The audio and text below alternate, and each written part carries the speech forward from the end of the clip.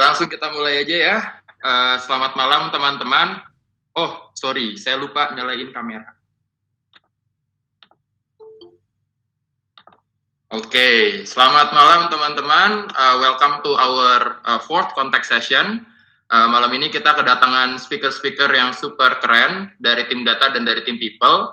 Dan ini adalah momen bersejarah bagi kontak, karena ini adalah pertama kali kita nge-host kontak. Ya, speaker ada 3, biasanya kita 1 atau 2, jadi ini yang paling rame. Dan juga ada kolaborasi bareng departemen non-tech, gitu. Biasanya kita produk, data, terusnya tech, gitu kan, engineering, gitu. Cuman ini pertama kali kita collaborate sama speaker yang dari non-tech, gitu. Ada Teresia Puji malam ini yang akan ngebahas tentang performance management.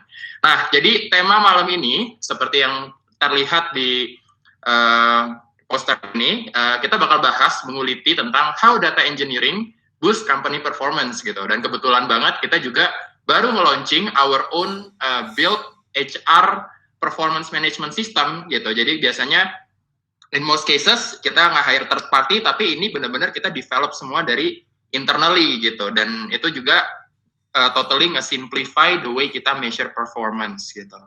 Nah, sebelum kita mulai, gue pengen go through sedikit quick technical brief aja. Jadi, make sure you mute your microphone, gitu, karena di sini kita rame-rame, yang registrasi lebih dari 180 ya. Jadi, kalau misalnya semuanya datang, nanti gaduh, gitu. Jadi, mute your microphone. And then you can use the chat box untuk socialize, atau kalau misalnya ada masalah technical. Di chat box ada rekan saya yang namanya Sandra Aulia, gitu, mirip ya sama main Eiffel I'm in Love gitu, cuman yang sana Sandi, di sini Sandra. Dia akan ngebantu kalian kalau misalnya ada technical failure dan lain-lain gitu. Nah, terus toilet ada di rumah masing-masing ya, jadi gara-gara ini online, jadi kita tidak provide toilet. Terus buat teman-teman yang mau nanya, kita akan open the question session, itu bakal throughout the whole session, jadi bisa submit question anytime within the presentation time. Simply tinggal go to www.pigeonhole.at, terus enter passcode-nya kontak 4. Jadi semua pertanyaan akan gue akumulasi di akhir acara, gitu. Nah, terus kita juga, ini adalah rundown kita, jadi abis gue technical intro dan ada sedikit ngomong tentang briefing di awal, langsung masuk ke pemateri pertama kita, Teresia Puji, our OD and Performance Associate Manager, yang akan ngebahas tentang why we should digitalize performance management. Lalu akan dilanjuti oleh our junior front-end engineer di data, Diana. Jadi Diana akan bahas tentang gimana caranya kita nge-develop our own performance management system for the company. Nah, terus terakhir akan ada Mas Rizal, our senior back-end engineer, yang akan ngebahas tentang bagaimana data engineering itu nge-boost company performance gitu. Jadi the role of data engineering di ticket.com gitu. Nah, terus nanti at the end akan ada interaktif Q&A session. Jadi waktu kalian submit your question in Pigeonhole, kalau misalnya pengen open mic, pengen nanya langsung gitu ke speakernya, please put your name gitu. Kemarin ada Lisa Blackpink tiba-tiba nanya di chat box gitu. Jadi kalau pengen ada kesempatan ngomong langsung, jangan nulis Lisa Blackpink nama asli gitu. Ntar berabe, susah gitu. Nah, terus at the end kita akan ada juga quiz session pakai Kahoot gitu. Jadi teman-teman kalau udah pernah main Kahoot udah jam start lah ya. Dan kita akan ada hadiah. Hadiahnya itu adalah merchandise. Merchandise-nya itu kita punya tas laptop, sama kita juga punya botol minuman merchandise dari ticket.com. Nah, nanti kalau misalnya untuk 3 pemenang bisa kita kirimin langsung ke rumahnya hadiah-hadiahnya gitu. Jadi stay tune sampai akhir ya. Nah, terus nanti at the end kita akan tutup semuanya dengan Sadaqallahul Azim gitu. Nah, sebelum kita mulai ke acaranya, gue pengen ngomong sedikit tentang who we are as a company. Jadi karena ini ranahnya, harusnya kita acaranya di kantor, cuman karena pandemi kita bikinnya online. Jadi gue pengen ajak teman-teman jalan-jalan dulu nih keliling Indonesia gitu. Nah, di Indonesia itu semuanya tuh ada ya teman-teman gitu. Kita tuh negara yang benar-benar punya potensi alam, budaya, sampai makanan, sampai tourism, itu benar-benar end to end tuh nggak ada yang nggak ada di Indonesia gitu. Dan di Indonesia itu sebenarnya kita punya potensi untuk jadi the number 1 tourist destination di dunia gitu. Nah, tapi the problem is masih banyak banget infrastructure yang kita masih lacking di belakang gitu. Kalau misalnya kita jalan-jalan ke Jepang, mungkin Kita jalan ke Jepang, kita ngedrop di Narita gitu kan, terus kita langsung bisa dapat akses untuk menikmati the whole Tokyo gitu. Nah kalau di Indonesia tuh masih sangat limited gitu, belum integrated gitu. Nah alhasil that's why kita ada di industri gitu. Nah kalau kita ngomong tentang travel in general gitu, travel in general tuh gede banget ya pasarnya di Indonesia. Although compared to other countries, kita tuh masih cuman contribute 6% gitu di GDP-nya gitu, di mana Thailand udah 20%. Jadi sebenarnya potensinya gede, tapi kita juga masih punya a lot of room to grow gitu. Dan in terms of manpower, 10,5% orang yang kerja di industri di Indonesia itu mainnya di pariwisata. Jadi teman-teman kita di airline, teman-teman kita di hotel, teman-teman kita di konser gitu. Dan di attraction gitu, yang pada makan dari Dufan gitu, yang makan dari Bali gitu, tourism, jadi itu industri gede banget gitu. Dan in terms of business, 1 dari 5, in this case 21.7% itu ada di travel and tourism gitu. Jadi potensinya gede banget, and we still have a lot of room nih untuk kita bisa bantu maximize growth-nya di Indonesia. Nah, that's why our vision is to be the most consumer-centric online travel agent di dunia gitu. Dan our mission is to grow Indonesian tourism using awesome technology. Kita pengen simplify the way people travel. Yang dulu teman-teman tuh harus ngantri dulu gitu ya untuk beli tiket pesawat. Sekarang semuanya tuh bisa lewat fingertip gitu. Mungkin dulu bingung pengen datang ke nonton ultra gitu ya, ultra konser gitu ya di Bali, harus ke Ismaya, harus ke tempat-tempat website beda-beda. Sekarang semuanya itu integrated di dalam satu website gitu. Pengen ke Bali, pengen nonton konser, tiket pesawatnya bisa cari di tiket.com ya kan. Terus nonton konsernya, beli tiket konsernya bisa di tiket.com. Nginepnya bisa beli di tiket.com. Pulangnya kalau pengen pulang naik kereta juga bisa dari tiket.com. Jadi di sana menikmati Bali gitu, pengen car rental ada juga di tiket.com. Jadi we help you to enjoy Indonesia in the best way possible.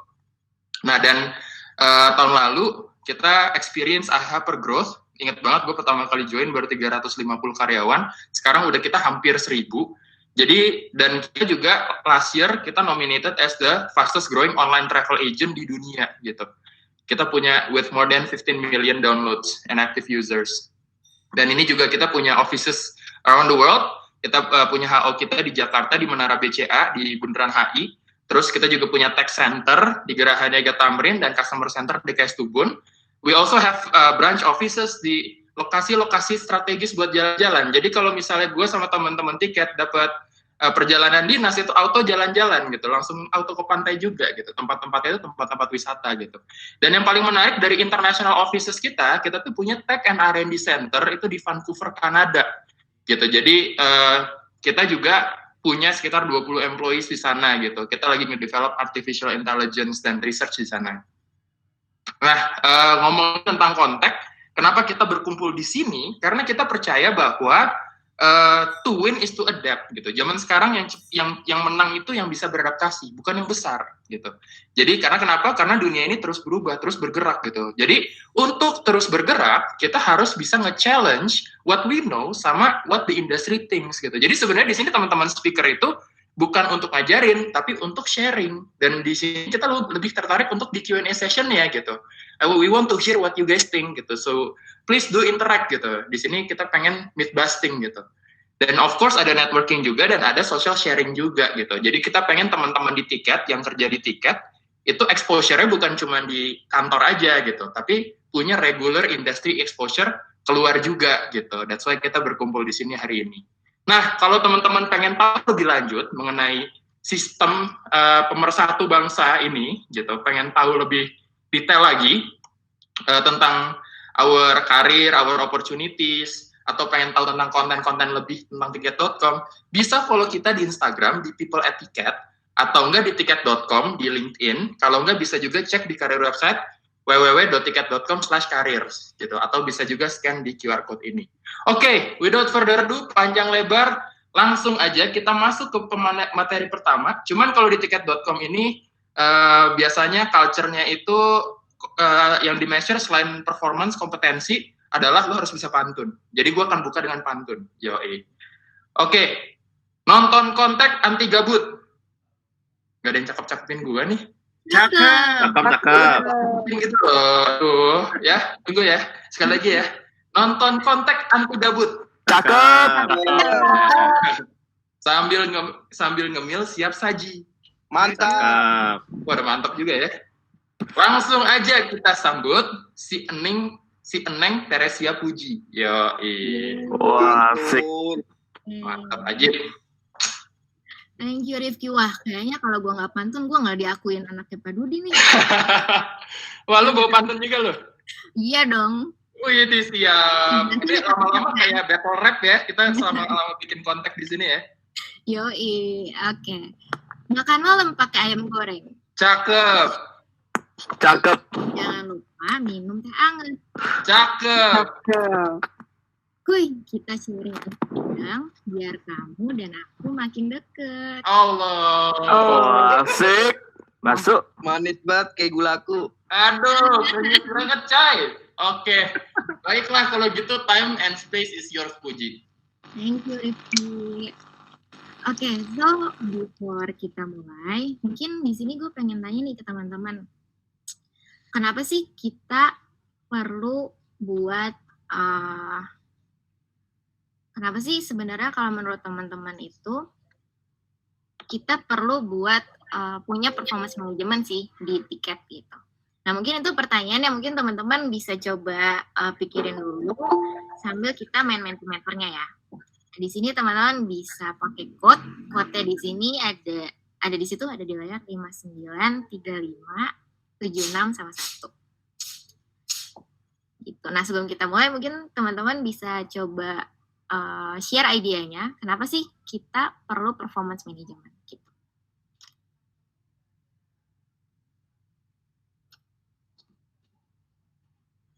Oke, jadi teman-teman langsung aja masuk ke www.menti.com. Terus langsung masukin passcode-nya 5935761 ya. Jadi basically pertanyaannya simple, why do we need performance management? Mungkin teman-teman di kantornya ada yang menggunakan performance management untuk HR atau buat bisnis gitu. Biasanya kenapa tuh kita harus nge-measure performance basically? Mungkin kalau teman-teman bukan HR juga nggak apa-apa sih. Mungkin sepengetahuan teman-teman. Yes, gitu. Pastinya kerja dimanapun pasti harus ada yang di-track lah ya pastinya gitu. Yoi. Bisa lihat progres. Wah, biar kenceng anjay. Wah. Apanya yang kenceng coy? Biar kenceng anjay ya. Apanya yang kenceng dah? Buset. Aduh, gimana menurut lu tentang biar kenceng anjay itu? Kayak gue suka tuh. Gue nanya dulu apanya yang kenceng nih? Aduh, nggak tahu nih, nggak bisa ke-track nih. Siapa yang nulis nih? Wah, we don't need. Ini kayaknya freelancer nih kayaknya ya. We don't need performance management ya, kerja sendirian mungkin. Wah, gila nih siapa nih yang ngomong nih? Gue setuju banget nih. Ngobrol banyak nih benar. Bisa lihat progres. Wih, career growth, personal growth. Wah, macam-macam nih kayaknya Put ya. Audiens kita malam ini ada yang dari HR, ada yang dari bisnis juga nih, ada yang dari tech juga nih, ya kan? Yang jelas yang biar kenceng anjay biasanya anak tech sih. Di sini negara bebas ya, mungkin kalau di luar teman-teman ngomong anjay bisa dihujat, kalau di sini ngomong anjay sepuasnya aman bos, tenang aja bos. Iya, supaya nggak gabut, cakep. Cakep. Oke, kalau gitu. Nah, kita langsung balik aja nih ya ke presentasinya. Oke, so teman-teman thank you untuk jawabannya semuanya. Nggak ada yang salah, nggak ada yang benar sih tadi jawabannya, tapi almost rata-rata kita udah satu pikiran ya. Nah, mungkin tadi gue belum perkenalin diri gue, mungkin Rifki udah sebut-sebut nama gue Teresia Puji Lestari, biasanya gue dipanggil Puji, gue sebagai Organization Development and Performance Associate Manager, panjang ya, cuma kadang-kadang biasanya disingkat OD sih. Kalau mungkin OD itu ada singkatannya almost overdosis kali ya. Karena di sini gue megangnya macam-macam sih, ada megang organization design, performance juga dan so on. Tapi untungnya masih baru overdosis tapi belum overdosis gitu. Nah, nanti teman-teman jangan lupa buat follow linkin gue Teresia Puji Lestari atau follow Instagram juga di teresia.puji gitu. Oke, next. Oke, nah di sini mungkin gue coba cerita dikit tentang perjalanan performance management di Tiket. Jadi awalnya tuh gue join di 2018. Nah, di 2018 ini sebenarnya kita masih pakai paper base gitu.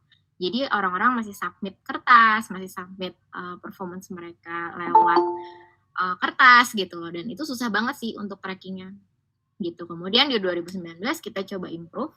Di sini gue coba pakai beberapa tools, yaitu pakai GForm, terus pakai Tableau juga untuk simplify reportingnya. Dan dari situ kita mulai improve lagi nih, maksudnya di 2020 ini apalagi yang bisa diimprove untuk bikin si sistem performance management kita lebih simple gitu dan lebih bisa support untuk bisnis. Nah, nextnya di sini kita coba next aja. Kita coba mikirin, kita coba desain performance-nya kayak apa sih yang dibutuhin oleh Tiket gitu. Karena yang tadi Rifki bilang kan, untuk survive itu kita perlu bisa adaptasi nih, dan gitu juga di Tiket ketika di 2020, apalagi ada COVID-19 ya, teman-teman tahu sendiri COVID-19 ini nge-hit tourism industry yang paling parah gitu kan. Nah, gimana sih kita ngeredesign performance management system kita, baik itu tools dan konsepnya untuk bisa adapt terhadap perubahan yang ada. Nah, di sini di sesi hari ini kita akan cerita nih tentang our first iteration untuk improve performance management kita. Gitu. Oke, next. Nah, sebelum kita mulai, mungkin gue cerita dikit tentang apa sih prinsip-prinsip yang Tiket pakai untuk develop performance manajemennya. Di sini kalau teman-teman lihat yang di paling atas itu ada DEFAM, kita ada singkatannya DEFAM. DEFAM itu singkatan dari apa sih? DEFAM itu yang awalnya development. Jadi performance management system yang kita desain di Tiket ini sebenarnya pengen fokus untuk development TFAM atau fokus ke development teman-teman Tiket sendiri. Jadi performance itu kebanyakan kan kita review achievement sebelum kita apa gitu kan. Maksudnya bulan kemarin kita achieve apa sih, atau di tahun kemarin kita achieve-nya berapa sih. Nah, tapi jangan lupa untuk fokus juga next action-nya tuh teman-teman mau ngapain sih gitu. Karena yang paling penting adalah next action-nya dan planning ke depannya mau ngapain. Jadi kalau teman-teman TFAM ada yang failed atau ada project yang gagal segala macam, ya nggak apa-apa, itu jadi lesson learn. Tapi jangan lupa next-nya kita mau ngapain sih. Nah, itu sih yang paling penting. Gitu. Nah, kemudian prinsip yang kedua adalah fairness. Fairness ini kita punya prinsip ini ketika kita develop sistem performance di Tiket. Artinya apa? Fairness ini mungkin little bit subjektif ya kalau misalkan teman-teman pikirin, tapi fairness di sini yang ditekankan adalah kita tahu nih apa sih yang dijadikan dasar pengukuran performance gitu. Jadi kenapa sih gue gimana sih caranya untuk bisa dinilai bagus oleh atasan gue gitu, sesimpel itu sih. Apa sih ekspektasi atasan gue? Jadi fairness di sini adalah dalam arti kita tahu apa yang menjadi pengukuran performance kita. Kemudian prinsip yang ketiga adalah alignment. Alignment di sini adalah kita memastikan bahwa setiap yang dikerjakan oleh TFAM ini support company objektif gitu. Kemudian yang keempat dan kelima ini sebenarnya nyambung, retaining dan motivating. Artinya sistem yang kita build atau sistem yang kita develop ini harus bisa meretain talent dan sekaligus memotivasi teman-teman TFAM juga. Dalam arti meretain ini kita mencoba merekognisi apa achievement yang udah didapat sebelumnya, sekaligus motivasi nih, ayo dong ke depannya lebih baik lagi gitu. Karena kita punya konsep yang di awal yaitu development tadi. Jadi yes, kita tracking performance kita sebelumnya, tapi kita juga fokus loh untuk next-nya kita mau ngapain gitu. Nah, so far di sini kita punya 3 cycle, yaitu performance planning, performance review, dan performance appraisal. Nah, di performance planning ini simpelnya kita coba define dari company planning sampai ke individual level seperti apa. Kemudian setelah proses planning kita coba masuk review untuk proses checkpointnya udah sampai mana. Kemudian yang terakhir kita ada proses appraisal. Nah, ini di next slide-nya mungkin gue akan jelasin lebih detail ya terkait kebutuhan-kebutuhannya. Nah, di next-nya, di awal ini performance planning. Ketika kita berangkat dari proses cycle ini, di next lagi. Nah, di proses cycle performance planning ini yang tadi kita kan coba define nih, biasanya di sini tim OD atau gue biasanya collaborate nih sama tim corporate strategi juga dengan masing-masing BOD untuk desain company planning ini maunya kemana sih gitu kan. Nah, setelah kita desain and then di next aja, di klik. setelah kita desain, otomatis udah tahu nih, oh tiket mau apa sih ke depannya, objektifnya apa, and then PR selanjutnya adalah gimana sih kita mengkomunicate objektif company tadi ke all employee gitu. Tujuannya apa? Karena kalau employee nggak tahu atau TFM nggak tahu kita mau kemana, mereka jadi pusing gitu kan. Jadi gue perlu develop sistemnya yang kayak apa nih gitu kan. Tiketnya mau kemana sih, dan ya teman-teman milenial juga pada tahu lah ya, maksudnya teman-teman milenial tuh kan pengennya tahu yang gue kerjain tuh berkontribusi seperti apa sih ke company gitu. Nah, so di sini di next lagi, klik lagi aja, yes, klik lagi aja, satu lagi. Nah, jadi di cycle ini sebenarnya kita punya 3 requirement, yaitu yang pertama easy to access company objective, dalam artian kita pengennya semua TFM itu gampang banget untuk akses company direction atau company objective ini mau kemana. And then kita juga pengen untuk support collaboration cross function. Jadi ketika kita tahu arahnya mau kemana, kita bisa collaborate lebih baik nih dengan cross function gitu kan. Kemudian yang terakhir support alignment between leader sama team member. Yang tadi ketika company udah punya objektif, and then so what gitu kan. Maksudnya di sini harapannya leader-leader di tiket itu bisa secara tepat mentranslate nih company objektifnya ke strategi divisinya seperti apa.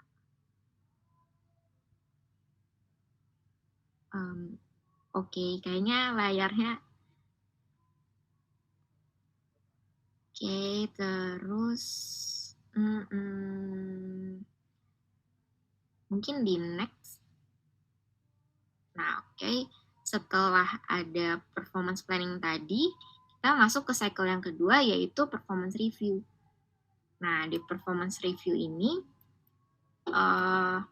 kita coba desain sistemnya itu yang mempermudah teman-teman TFM untuk bisa tracking progresnya. Yang tadi ya, teman-teman di Mentimeter ada yang jawab tuh untuk bisa tracking progress. Nah, di sini juga sama, kita coba ketika udah ada proses planningnya, kita coba desain sistem yang bisa memfasilitasi TFM untuk bisa melakukan tracking terhadap performance-nya. Dan setelah itu, tujuannya apa sih?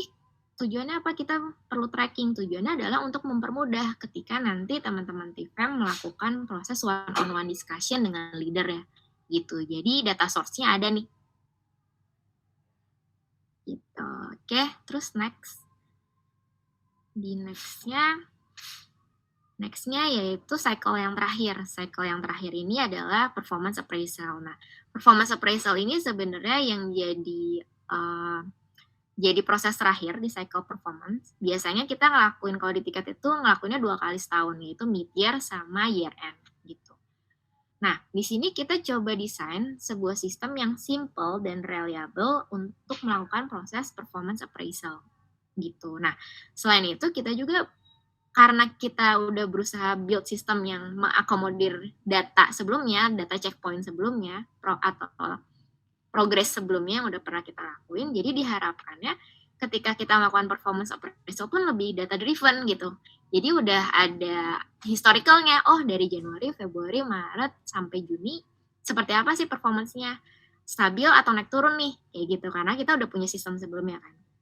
Gitu. Nah, kenapa itu penting? Kenapa itu penting? Karena yang tadi, biasanya ketika di proses performance appraisal, itu biasanya kita ada bias tuh. Biasanya kalau nggak ada tracker atau nggak ada historical data sebelumnya, biasanya leader itu cuma ingat achievement atau failure yang baru-baru aja terjadi. Biasanya gitu kan. Misalkan kita review 6 bulan sekali, nah cuma diingatnya 3 bulan terakhir doang. Gitu. Karena kita nggak pengen akibat nilai setitik rusak susu sebelanga kan, maksudnya akibat kesalahan sedikit aja, jadi performance kita dinilai jelek semuanya kan, nggak gitu. Nah, diharapkannya dengan ada sistem ini bisa mempermudah kita untuk melakukan proses performance appraisal itu.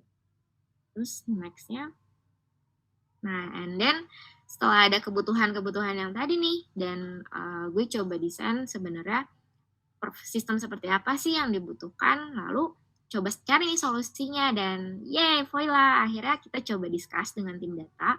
Awalnya gue cuma cerita sih, pengen gini, pengen gitu, mungkin nggak ya, bisa nggak ya gitu, maksudnya kan bisa nggak sih kita develop sistem sendiri yang kayak gitu. Lalu tim data ini bilang yang wah bisa banget, maksudnya itu possible banget kok untuk dilakuin gitu. Nah, yang sejujurnya sih sebenarnya gue nggak punya background tech sama sekali atau nggak punya background product development sama sekali, tapi di situ discuss nih atau suka brainstorm dengan tim data. Dan kadang-kadang ketika kita cerita, maksudnya tim data juga suka mengeluarkan istilah yang magic ya, maksudnya yang gue nggak ngerti itu istilah apaan, tapi mereka sabar banget sih untuk bilang yang ya udah istilahnya itu mereka coba jelasin dengan istilah yang lebih aman kali ya. Jadi gue sebagai HR pun bisa paham tuh istilah yang mereka jelasin. Gitu. Nah, di sini sebenarnya gue nggak cuma collaborate dengan tim data doang, tapi collaborate juga dengan tim yang lain seperti all people team. Misalnya timnya Rifki di sini collaborate juga untuk gimana change manajemennya, kemudian di next collaborate juga banyak function sih, ada brand marketing yang bantu desainnya, bantu gambar-gambar timen-timennya, kemudian di klik lagi aja Ki. Oke, kemudian ada other tech team, di sini ada SQA, engineer, infra dan security, terus ada product design juga, kita kayak minta advice juga ke tim product design. Kemudian ada juga support dari si para BOD gitu atau board of director. Nah, dan finally ketika kita collaborate bareng, akhirnya kita melahirkan sebuah legacy antara people dengan tim data, yaitu Kompas. Kompas ini singkatan dari apa sih? Kompas ini singkatan dari Company Performance Alignment System. Nah, yang pasti ini bukan hasil akhir, karena pasti kita akan ada banyak improvement di iterasi selanjutnya, tapi di sesi ini mungkin kita proud banget sih untuk share ke teman-teman semua gimana sih kita develop Kompas. Nah, next-nya mungkin akan dijelaskan lebih detail oleh teman saya. Oke, terima kasih banget Puji. By the way teman-teman, sorry ya tadi in the middle of the presentation ada error. Jadi ternyata ada salah satu audience kita yang juga semangat, jadi dia nge-share screen. Terusnya kita jadi error gitu. Tapi ya just a reminder buat teman-teman, kalau misalnya tertarik untuk jadi speaker di kontak, nanti ngomong sama gue. Jadi jangan langsung share screen di sini. Oke, jadi thank you banget Puji, very insightful, very great presentation tadi. Jadi teman-teman udah lumayan dapat overview lah tentang performance management di tiket.com itu seperti apa. Feel free untuk kalau misalnya ada pertanyaan buat Puji, langsung aja masuk ke www.pigeonhole.at, itu langsung aja masukin kodenya kontak 4. Oke, langsung moving on aja nih ke speaker kita yang selanjutnya. Lebih afdol lagi kalau misalnya gue introduce lagi pakai pantun ya. Jadi gue bikin 3 pantun nih malam ini nih, khusus. Oke. Main MLBB pakai Nana. Cakep. Oh ya, makasih Mas ya. Push rank sampai ujung. Cakep. Masuk. Hai Neng cantik Diana, udah saatnya lu manggung. Mantap. Mantap. Terima Bapak ya. Harus dijawab nggak nih? Terserah lu. Nanya gue. Jalan-jalan ke Cisarua. Cakep. Oke, jalan-jalan ke Wita. Cakep. Masuk. Halo, salam kenal semua. Gue Diana dari tim data. Mantap. Oke, langsung aja Diana.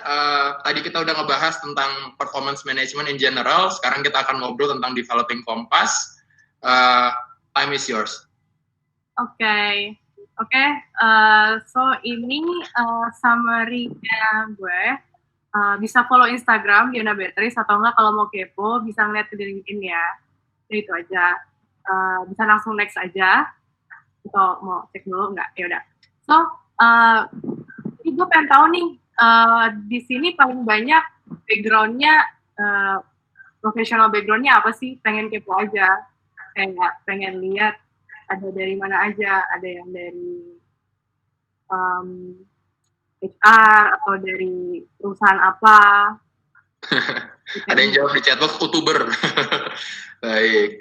Ini pertanyaannya menarik nih. Mungkin biar kita tahu ya nanti presentasinya dalam konteks apa yo. Diana pakai filter apa tuh? Aku pakai filter Snapchat. Enggak, Diana emang kumisan aslinya. Software engineer, HR, ada mahasiswa, data analis. Oh, ada yang nulis pengen kerja di tiket.com, mumpung lagi hiring loh. Oh iya, lagi hiring. Ya, mumpung sambil terisi, kita lagi open apa aja nih Diana nih. Cepet banget, nggak bisa baca.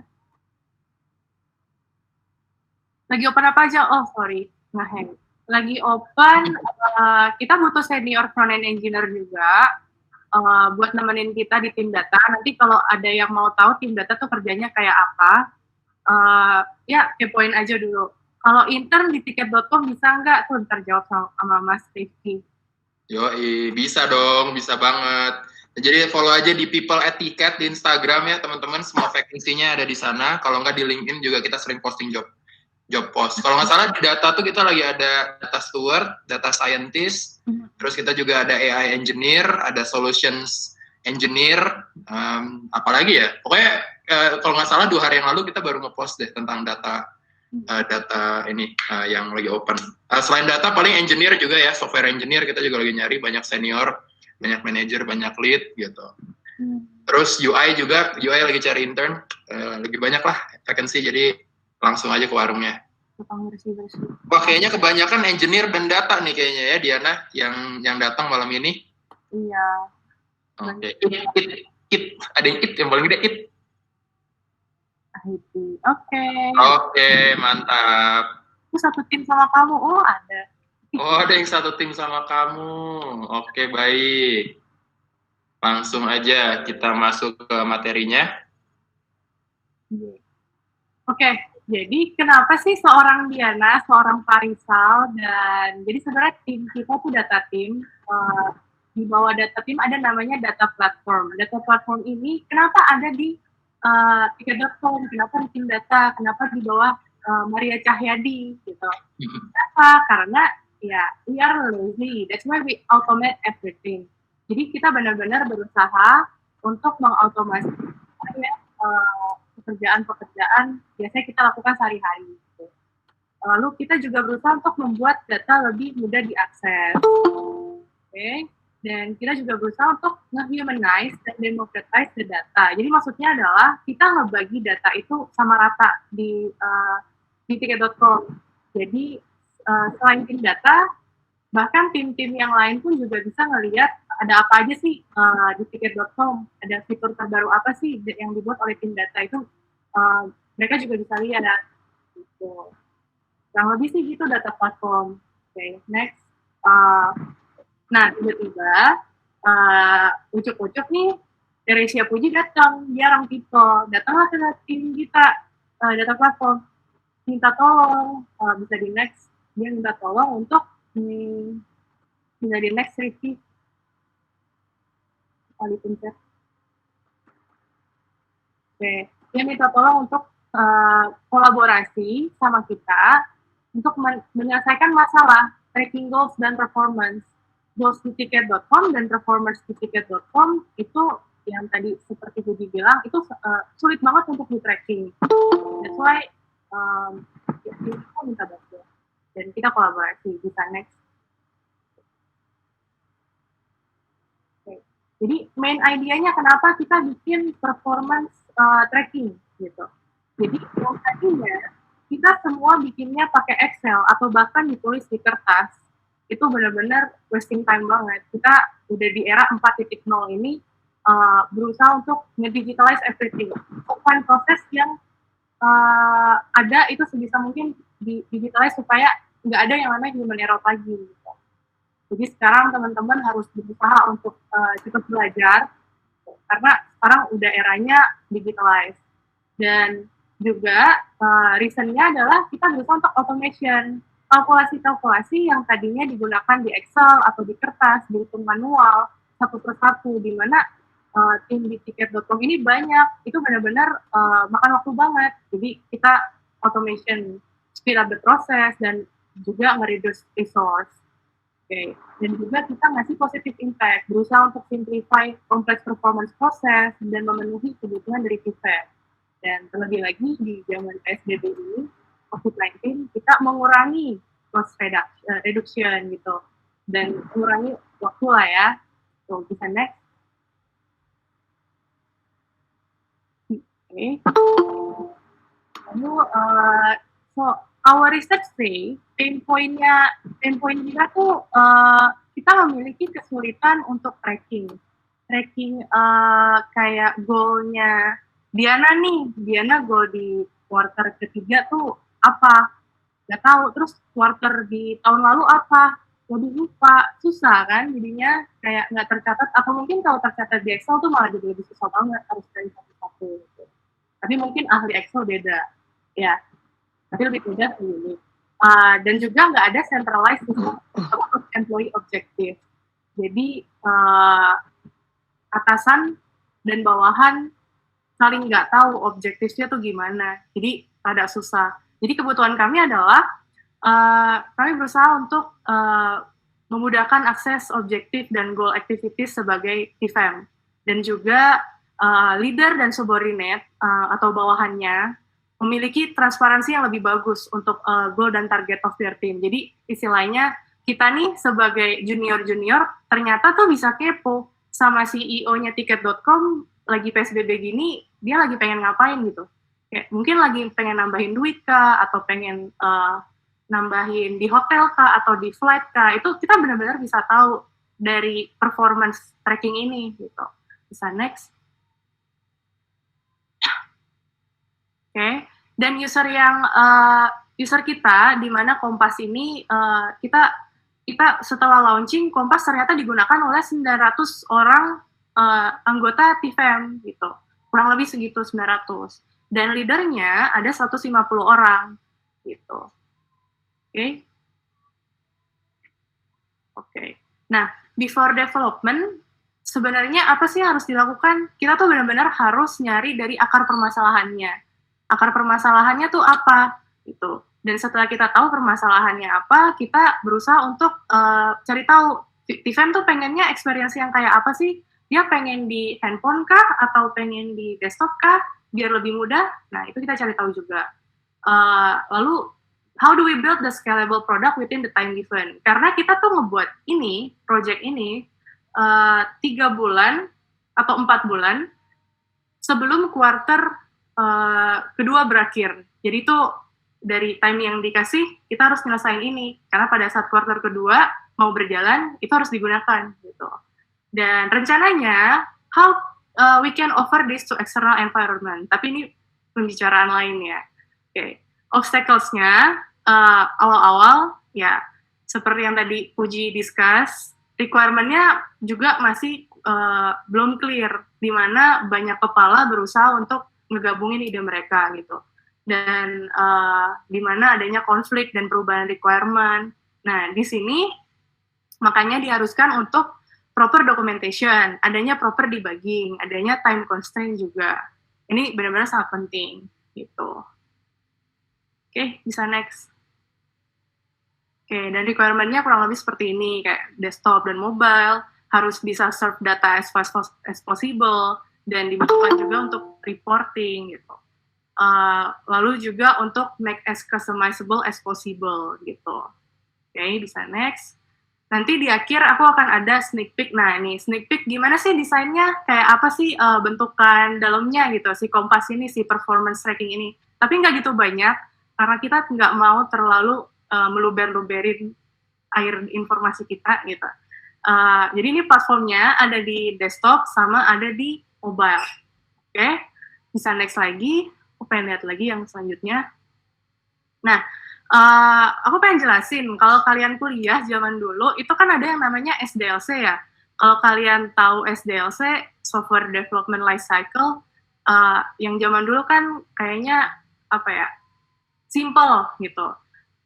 Kalau sekarang, kita ada yang namanya modern SDLC. SDLC ini yang modern adanya, pertama-tama kita nge-gather requirement. Gather requirement, lalu non-functional, yang functional, dan juga desain. Ini kita pertama-tama melakukan itu. Lalu adanya code. Setelah kita melakukan code, kita melakukan build the product gitu. Setelah kita build, lalu kita lakukan tes. Setelah kita tes, di mana ini juga ada perbaikan, lalu kita melakukan release. Release di staging dulu. Setelah kita lakukan staging, baru kita deploy gitu. Setelah deploy, baru kita operasikan. Kurang lebih seperti itulah gambarannya. Itu bisa next. Nah, kurang lebih timeline-nya seperti ini waktu itu, pas lagi ngerjain Kompas. Kita ngerjain produk desainnya di bulan April sampai Mei, lalu ada pengerjaan back-end dan front-end di bulan Mei sampai June, lalu ada pengerjaan testing di bulan Juli juga, dan akhirnya di bulan Juli akhir kita rilis gitu. Oke, desain tools yang aku gunain apa sih? Jadi di sini aku gunain Figma untuk desain toolsnya, dan untuk komponennya kita gunain material gitu. Kalau kalian teman-teman mungkin ada desain tools yang lain, bisa aja komen di chat box, bisa aja aku cobain desain tools yang baru gitu. Oke, nah desainnya seperti ini kurang lebih. Ini awal doang, yang gambaran depan.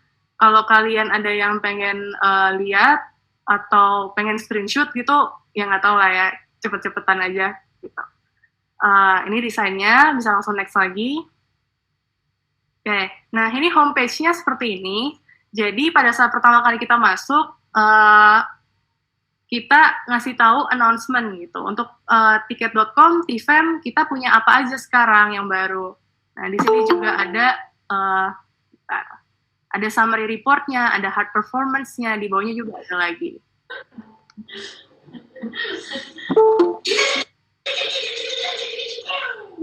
Oh, jangan nembak-nembak.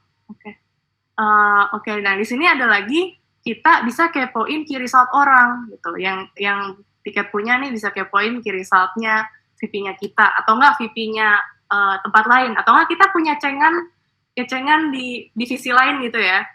Kita demen sama satu cewek di tempat lain, taunya pengen lihat dia kerjanya kayak apa sih gitu. Dan ternyata kita bisa tahu kerjanya seperti apa, prosesnya gimana, dia sekarang sudah sampai mana gitu, udah berapa persen pengerjaan, itu benar-benar transparan banget. Jadi ya istilahnya kita juga under pressure dan kita harus semangat gitu untuk ngasih unjuk kalau kita tuh ya kerjanya benar gitu. Itu lebih gunanya juga. Bisa next. Oke. Nah, ini juga ada tampilan untuk check-in progress dan create key result. Nggak gitu ditampilin, aku cuma tampilin gambaran besarnya aja ya. Kurang lebih seperti ini, ada yang untuk ngecek waiting approval, ada approval-nya, ada yang ditolak juga, kurang lebih seperti itu. Oke. Nah, di sini kita kalau mau bikin key result-nya, kurang lebih yang dibutuhin datanya apa aja. Oh, tahunnya, kuartal berapa sih sekarang kita, terus owner parent-nya siapa? Oh, maksudnya owner parent tuh di atas kita sebenarnya lead-nya siapa yang mau kita, key result yang pengen kita ikutin gitu. Terus kita bikin key result kita, lalu namanya apa, description-nya apa, dan kita punya target berapa persen, atau mungkin bukan percentage, ada juga yang lain, gitu. Kurang lebih seperti itu. Nah, next-nya, kita juga ada performance, soft performance review, gitu. Plusnya kita apa, kurangnya kita apa, skornya kita berapa, kita bisa ngasih, dan atasan kita juga bisa ngasih feedback, begitu. Nah, ini report, jeng-jeng. Reportnya kayak gitu. Ya, sama sih seperti yang di awal tadi, cuma ini bentuknya report. Ada hard performance, ada soft performance, dan ada final score gitu. Oke, seperti itu sih. Jadi kurang lebih summary-nya seperti itu. Dari Diana itu aja. Kalau misalkan kalian ada pertanyaan atau mungkin ada yang bingung-bingung, kalian bisa langsung tanya ke Pigeonhole atau di chat box. Tapi mungkin akan lebih dijawab di Pigeonhole ya. Gitu. Oke, terima kasih Diana atas presentasinya. Jadi teman-teman, kalau misalnya mau ada pertanyaan tadi tentang desainnya, tentang bentuknya, tentang kompasnya sendiri, bisa langsung aja masuk ke Pigeonhole, pigeonhole.live.at, terusnya langsung masukin passcode-nya kontak 4. Oke, Diana, thank you banget, very insightful presentation. Moving on ke final speaker kita ada Mas Rizal, dan dengan adanya final speaker, ada juga dengan final pantun. Tapi biar lebih asik, gue pengen semuanya open mic ya. Chaos dah, udah biarin. Dari tadi udah chaos, jadi kita bikin lebih chaos. Open mic semuanya, oke. Cakep-cakepin gue nih, biar mantep ya. Masuk. 2, 3. 2 tambah 2 sama dengan 4. Angkanya bulan tanpa desimal. Ini waktu udah tepat, udah siap buat Bang Rizal. Asik. Oke. Bisa di-mute lagi teman-teman. Tadi kocak Oke, banget presentasi Diana, ada yang lagi bersin, sumpah. Terus kayak, wow, bersin ditonton ratusan manusia, sangat mantap. Oke, langsung aja kita introduce Mas Rizal, our senior backend engineer dari tim data. Wait. Mau balas dulu pantun kan? Oh, lu punya pantun juga? Wah, lengkap malam ini. Oke, lu udah tahu what it takes gitu ya, kalau di pantun, di speaker contact, dari awal kita ada Robin, ada Wilson, ya kan? Ada semua speaker tuh datang dengan pantun kalau gue kasih pantun. Nih ternyata prepare semua nih anak-anak. Oke, langsung aja Mas Rizal. Oke. Cari peyem pergi ke Lembang. Cakep. Bareng sama anak istri. Cakep. Mari sini dengerin saya, Bang. Semoga nanti jadi mengerti. Wah, siap. Baik. Boleh. Oke, langsung aja Mas Rizal, time and space is yours. Oke, selamat malam teman-teman semua. Kenalkan nama saya Rizal. Kebetulan saya dipercaya untuk membantu tim data sebagai backend engineer. Sebelum saya mulai, ada satu pertanyaan dulu nih buat teman-teman. Bisa di next. Nah, oke teman-teman, nanti bisa dibuka Mentinya.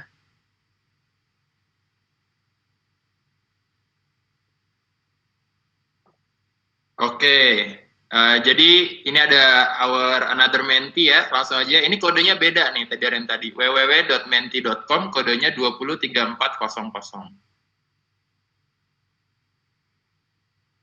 Oke, Mimin typo. Oke, langsung auto dibenerin on the spot, gila Mimin, luar biasa. Love. Oke, what is the impact of data engineering based on your opinion? Oke, speed, performance, reliability. Gimana menurut Mas Rizal dari jawaban-jawaban ini? Oke, kita tuh lihat dulu aja. Masih banyak nih. Too much to mention. Saking banyaknya ya. Cepat lihat hasil. Oke. Semua rata-rata ngomongnya cepat ya? Iya, tadi ada yang ngomong biar kenceng anjay. Itu yang sebelumnya kan? Iya. Biar kenceng anjay. Organization. Scalability. Oh, menarik tuh. Scalability dan data engineering gimana menurut Mas Rizal? Ya, begitulah.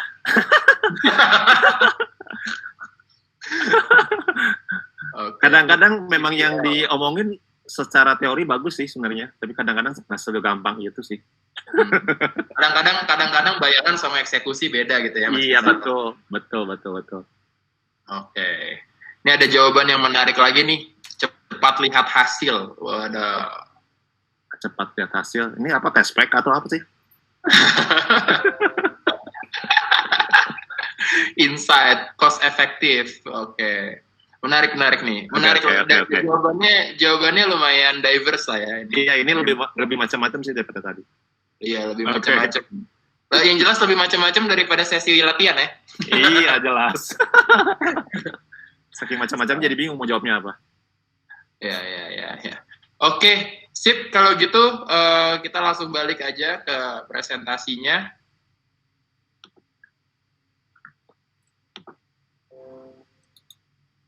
Oke,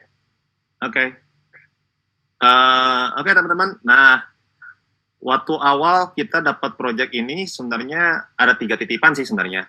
Makanya muncul seperti ini tuh ada 3 titipan. Pertama, pengen sistemnya itu cepat, pasti pengen cepat ya, secepat mungkin. Udah gitu bisa di-maintain, sudah gitu bisa scale. Kenapa bisa scale? Karena jumlah pegawai tiket kan berkembang terus tuh. Jadinya kalau misalnya nanti nggak scale, gawat juga nanti nggak bisa pakai.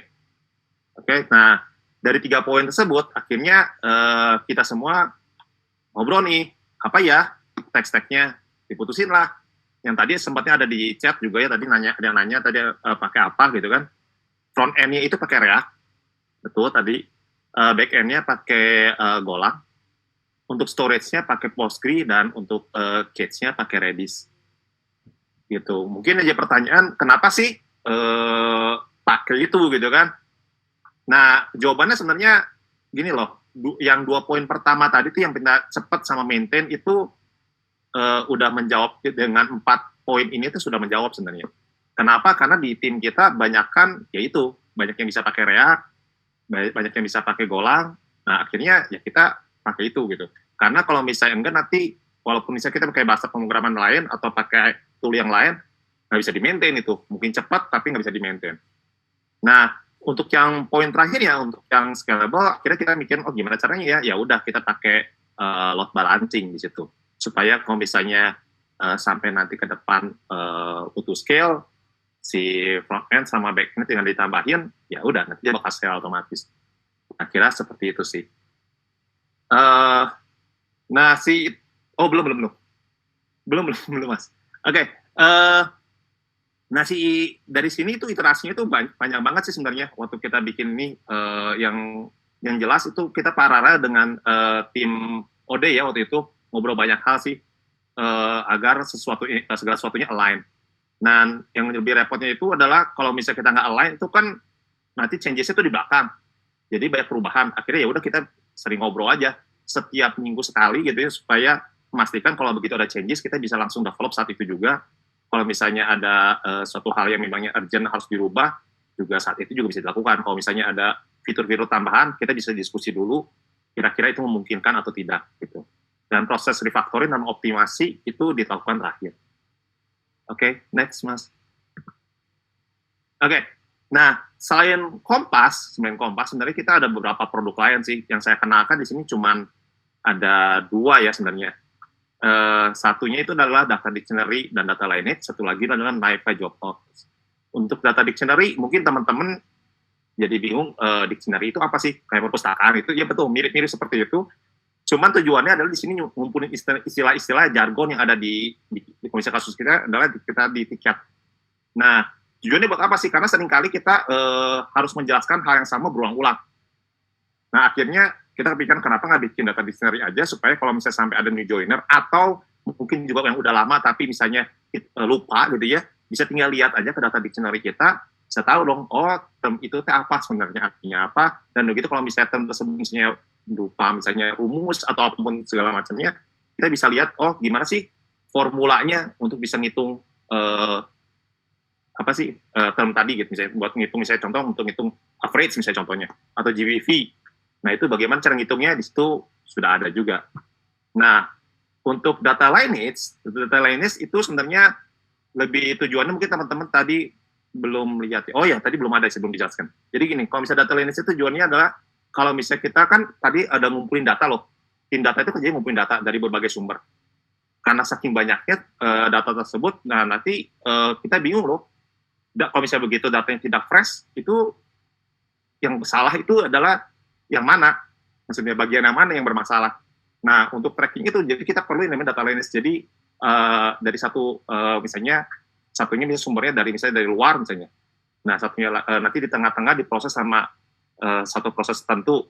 Nah, nanti bisa kelihatan loh, sebenarnya dari satu titik ke titik lain itu kita bisa tracking bahwa, oh ternyata kalau misalnya ada masalah di sini, nanti kita bisa lihat bahwa kalau misalnya mau diperbaiki, itu yang mana yang harus diperbaiki. Gitu sih. Lanjutnya itu adalah mengenai NiFi Job Logs. Kalau untuk belum Mas. NiFi Job Logs itu untuk monitoring sih. Ini tujuannya kan tadi yang akan Diana cerita itu yang apa sih kita malas gitu ya. Nah, NiFi Job Logs itu untuk automate banyak pekerjaan kita sih sebenarnya. Nah, di sini itu sebenarnya buat nge-tracking kalau misalnya ada masalah sebenarnya. Kalau misalnya terjadi ada error atau ada segala macam, itu nanti bisa kelihatan, oh ini sekarang sedang error. Jadi bisa saat itu juga langsung kita perbaiki sih. Gitu. Oke, next Mas. Oke. Sebelum panjang lebar, mungkin teman-teman juga saya kenalkan dulu mengenai soal data ya. Ada mungkin yang background-nya data, ada yang engineer, jadi saya bakal review cepat aja. Data itu sendiri sebenarnya teman-teman mungkin udah sering ya, misalnya untuk belajar gadget aja. Untuk belajar gadget kan pasti sering kali loh, kita mau misalnya punya uang, terus kita mau beli sesuatu, yang dilakukan adalah ngelihat ke Tokopedia atau apapun itu gitu ya. Nah, lihat apa sih berapa harganya, terus udah gitu banding-banding lagi mereknya apa, terus udah gitu barang baru atau barang lama gitu ya. Dan biasanya cari-cari dari sesuai budget kita kan, oh yang supaya range-nya sesuai. Atau juga ketika kita misalnya lagi kita ada pesta barbekyuan, itu juga kan biasanya kalau kita ngadain pesta di rumah, kita harus mikirin dong berapa banyak sih orang yang bakal datang. Terus mungkin mikirin juga satu orang itu kira-kira makan berapa banyak sih gitu kan. Nah, dari situ, itu kan nanti disebutnya data, dari situ nanti kita bakal bisa kasih kesimpulan, decision, itu adalah dari punya budget kita, ya apa sih merek yang kita bisa beli, atau berapa banyak sih makanan yang kita bisa beli, atau mungkin juga jenis makanan apa yang kita bisa beli. Itu sih. Oke, next. Oke, contoh yang lain ini contohnya yang lain itu ketika kita ngomong aja langsung tahu lah pasti ya, dari ikonnya langsung tahu ini Waze.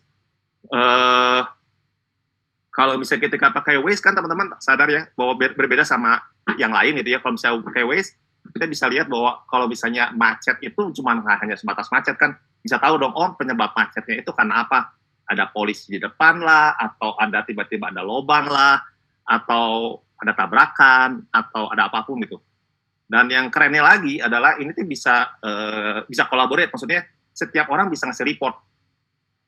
Nah, dan kerennya ini karena setiap orang bisa ngasih report, terus jadi kita bisa bisa interaksi loh satu sama dengan lain dengan hanya saling memberikan report.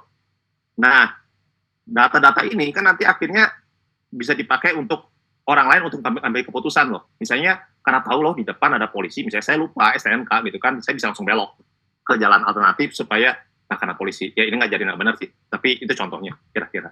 Oke, next. Nah, contoh yang lain lagi adalah kalau misalnya ketika teman-teman pakai Spotify gitu kan, atau pakai YouTube Musik.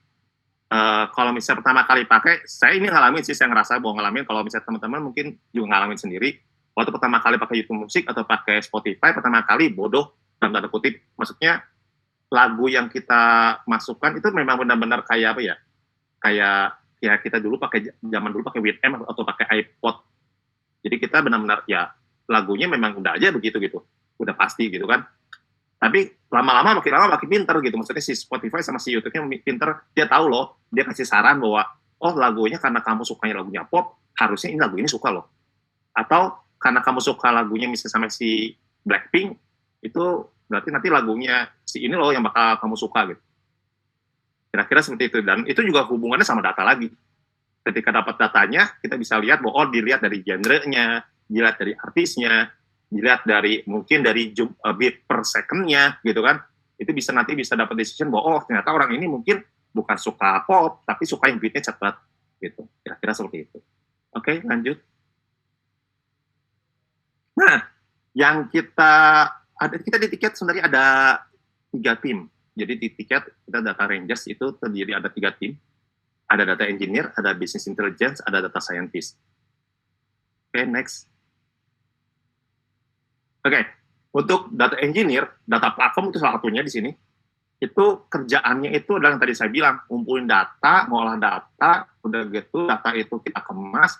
Tujuannya adalah supaya nanti tim lain itu bisa gunakan data tersebut dengan mudah loh ya. Kalau misalnya dalam data awalnya kan, misalnya kita teman-teman tahu sendiri lah, mungkin ada yang dari data engineer juga, misalnya dari Twitter gitu kan, datanya bentuknya teks gitu kan. Terus ya harus diolah dulu loh, supaya nanti bisa dibikin sesuatu hal yang lain gitu. Nah, itu kerjaan dari data engineer. Oke, lanjut.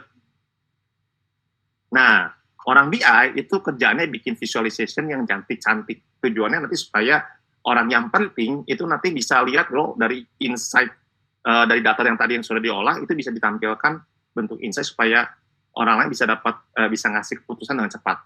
Kalau bentuknya data, bentuknya raw, yang tadi bentuknya raw data gitu ya, itu kan pusing kan, misalnya ada 1000 tweet gitu kan, masa nanti kita mau ngambil keputusan liatin 1000 tweet gitu kan, agak repot juga gitu kan.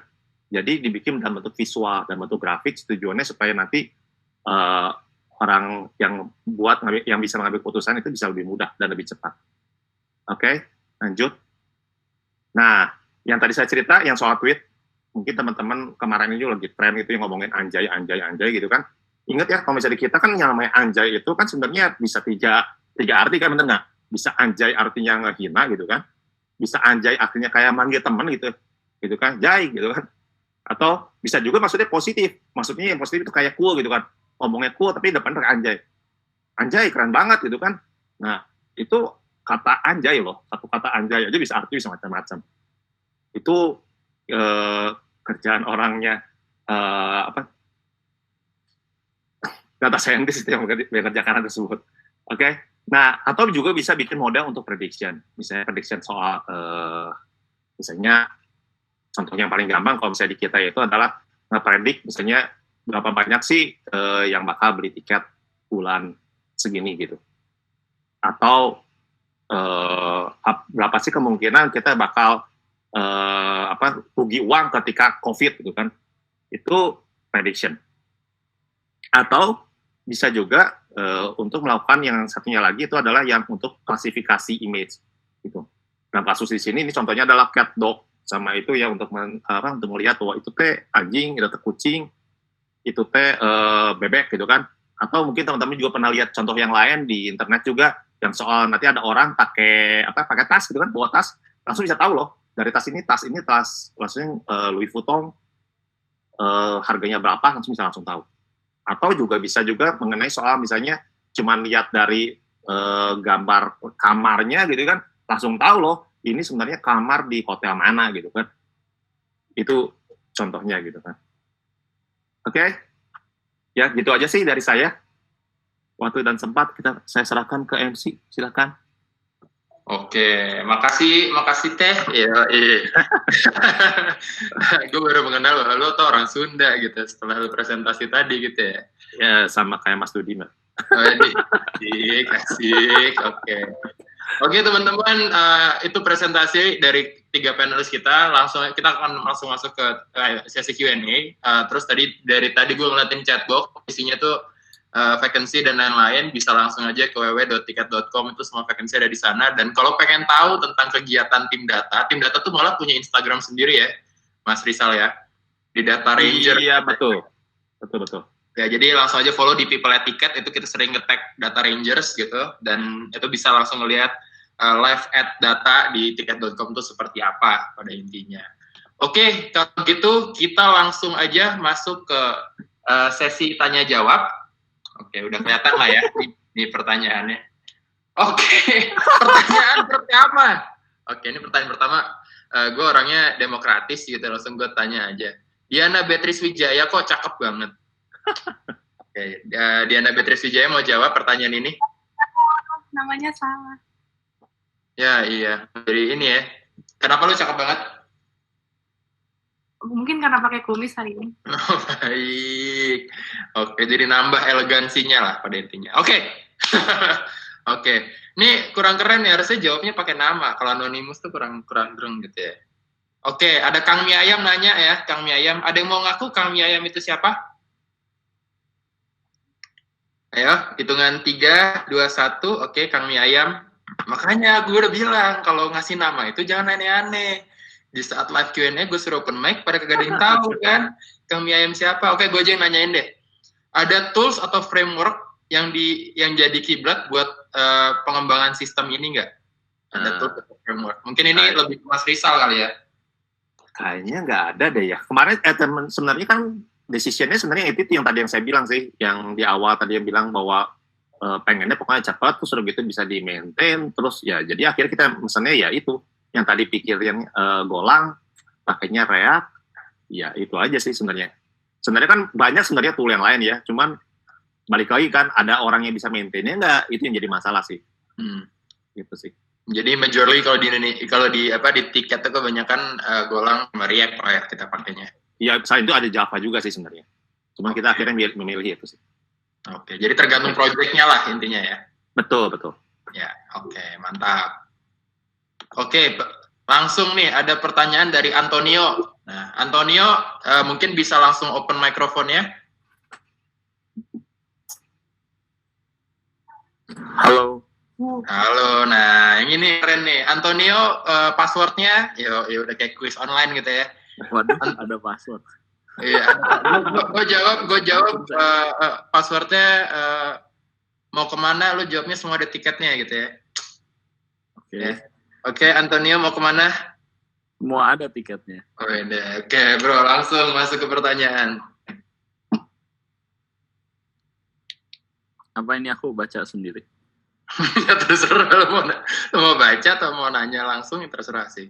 Jadi kan kalau ini kita bikin sistem buat bantuin HR ya. Nah itu tracking goals sama performance-nya kan biasanya bias banget ya. Nah ini bagaimana kalian ngehindarin kebiasaan yang ada di sistem kalian, sama kalau sistem-sistem HR yang membantu HR seperti ini kan sebenarnya udah banyak yang bikin SaaS-nya. Kenapa kalian milih bikin sendiri gitu daripada pakai sistem yang udah orang jual? Itu aja sih. Thank you. Oke, ini kayaknya bisa dijawab gabungan nih ya. Mungkin siapa dulu yang mau jawab? Mbak Puji aja dulu. Ya, Puji dulu. Kenapa kita decide untuk bikin sendiri daripada hire third party? Coba. Ini mau jujur, mau diplomatis. Oh, terlalu. Anjay aja bebas di sini, Puj. Oh iya, Anjay aja bebas ya. Maunya jujur sih, Kak. Wes. Asik. Kita nggak suka diplomatisin. Kenapa kita nggak pakai third party? Karena simply nggak ada budget. Sebenarnya itu sih. Karena maksudnya yang enggak sih, sebenarnya gini. Kalau di tahun sebelumnya, maksudnya kita udah punya budget dan emang kita punya planning itu untuk pakai third party atau pakai pakai sistem yang udah jadi gitu kan. Tapi karena pertimbangannya pertama, kita tuh punya desain performance management sendiri gitu. Maksudnya ketika kita coba benchmark, waktu itu kita coba benchmark ke Workday, karena kan kita HR sistemnya pakai Workday kan. Workday kita coba lihat modul performance-nya kayak apa, kemudian yang kedua kita coba Happy Five juga untuk performance management sistemnya. Semuanya bagus, maksudnya semuanya bisa tracking goals-nya, tapi ada satu hal, maksudnya ini bisa capture desain yang kita mau nggak ya, bisa capture flow yang kita mau nggak ya gitu. Karena yang tadi awalnya adalah kita kan punya desain performance sendiri tuh, kita kan pengennya kayak apa sih, checkpoint-nya pengennya seperti apa, kemudian fasilitasi one-on-one yang maunya seperti apa, fasilitasi planning yang mau seperti apa. Nah, nggak semua sistem itu bisa se-customize itu gitu. Jadi ya udah kita coba decide untuk gimana kalau kita develop in-house ya, maksudnya possible nggak nih gitu. Makanya yang tadi di slide di awal gue sempat mention kalau kita sempat discuss dulu nih sama tim data, sebenarnya possible nggak sih kalau kita bikin sendiri gitu, dengan konsekuensi yang tadi. Konsekuensinya adalah pertama, desainnya atau frameworknya itu mungkin bisa berubah gitu loh. Jadi kalau kita udah beli sistem, mau nggak mau kan kayak gitu terus ya, maksudnya susah nih buat kita custom prosesnya atau bisnis prosesnya segala macam. Tapi ketika kita develop in-house, mungkin lebih gampang nih kalau kita mau custom sesuai kebutuhan di tiket gitu sih. Jadi lebih customizable dan lebih murah sebenarnya ya. Betul. Ya, oke. Gitu. Dari tim data ada yang mau nambahin nggak? Karena tim kita sebenarnya memang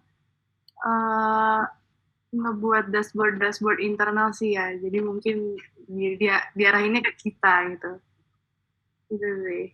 Dan memang karena COVID-19 gini ya hemat budget gitu. Jadi mungkin karena lagi COVID-19 gini gitu kan, ya jadi kita juga di industri kita juga lagi mencoba untuk limit budget, tapi juga yang kedua juga karena kita pengen automate sih, kita tech company, masa kita nggak bikin sendiri gitu kan. Kita punya manpower yang bikin, kenapa kita harus beli kan, sebenarnya kayak gitu juga. Terus ada yang bilang total manpower-nya berapa banyak dan terdiri dari siapa aja? Oke. Sebelumnya buat Antonio, udah terjawab pertanyaannya? Iya, jadi emang manpower-nya kayak dialihin aja ya. Sama emang kan orangnya banyak, jadi kalau pakai third party mungkin memang secara budget ya. Oke. Iya. Sebenarnya lebih dari budget, customizable-nya itu sih Antonio. Jadi kalau misalnya kita pakai third party, karena kita di dunia startup ini the way we measure performance itu terus berubah-berubah juga, kita perlu speed juga untuk terus adjust sistemnya dengan needs-nya gitu. Nah, belum tentu pakai third party, kan kita yang harus ngikutin the way they measure gitu kan. Gitu sih. Oke, sip. Terima kasih Antonio. Untuk pertanyaan selanjutnya, anonymous question. Mau tanya jawab soal infrastruktur. Ada orang infra sendiri nggak di tim data? Kalau ada, kalian manage data center atau cloud sendiri? Kalau nggak ada, gimana proses minta build infrastructure-nya? Mungkin ini lebih ke Mas Rizal kali ya, ini pertanyaannya. Aduh. Oke, jawaban yang pertama untuk yang orang infra ada. Ada memang orang infra khusus yang ngurusin di data. Terus proses minta build infrastrukturnya sebenarnya kita kan hampir sebagian besar mungkin teman-teman tahu ya Docker ya, bikin Docker image sih hampir sebagian besar, nanti tim infra yang bakal nge-up itu ke cloud. Itu sih jawabannya. Itu aku yang nanya. Sorry Mas Rizal. Oh iya, Oh iya, boleh. Itu jawabannya.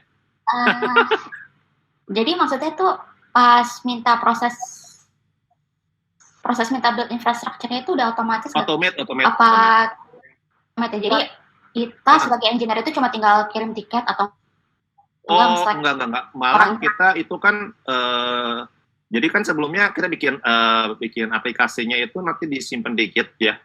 Di Git-nya udah gitu sama untuk nge-build Docker image-nya. Nah, nanti ya selanjutnya pakai tool yang pakai Jenkins dan segala macamnya automate itu, udah otomatis saja. Nanti minta langsung tim infra langsung udah bisa dapetin untuk nge-build itu di sana, ya udah nanti dibantuin cuma buat up ke cloud-nya aja sih. Itu sih. Oh, oke. Oke, ya. Itu sih. Sudah terjawab? Mhm. Oke, mantap. Oke, move on ke next question. Suara pemuda. Oke, keluarkan suaramu pemuda.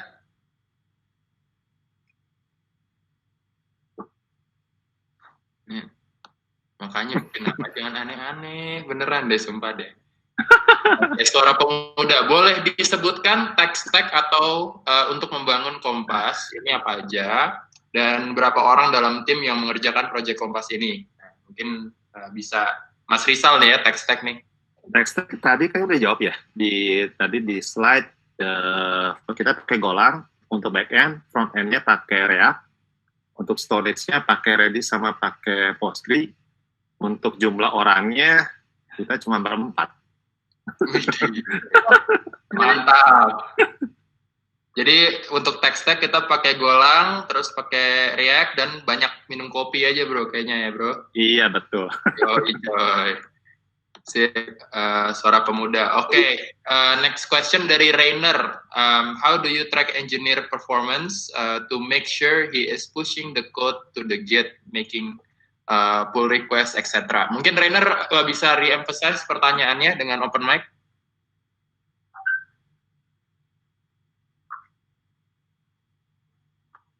Dengan Bapak Rainer. Oke, kayaknya Bapak Rainer lagi ini ya, lagi makan malam nih kayak ini. Oke, mungkin ini Mas Rizal ya. How do you track engineer performance to make sure he is pushing the code to the Git, making pull request, etc.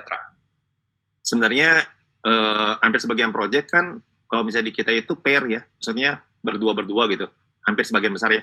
Jadi kalau kita pasti ketahuan loh, maksudnya kalau misalnya kita nggak ngerjain, besarnya sih itu sih sebenarnya. Bisa pairnya itu bisa dengan atasan langsung, bisa juga pairnya sama setara gitu. Jadi sebenarnya harusnya langsung ketahuan sih kalau misalnya dianya dalam tanda kutip malas gitu, kelihatan gitu. Itu sih. Jadi kalau misalnya yang lainnya sih, ya udah cuma itu doang sih sebenarnya. Oke, mantap.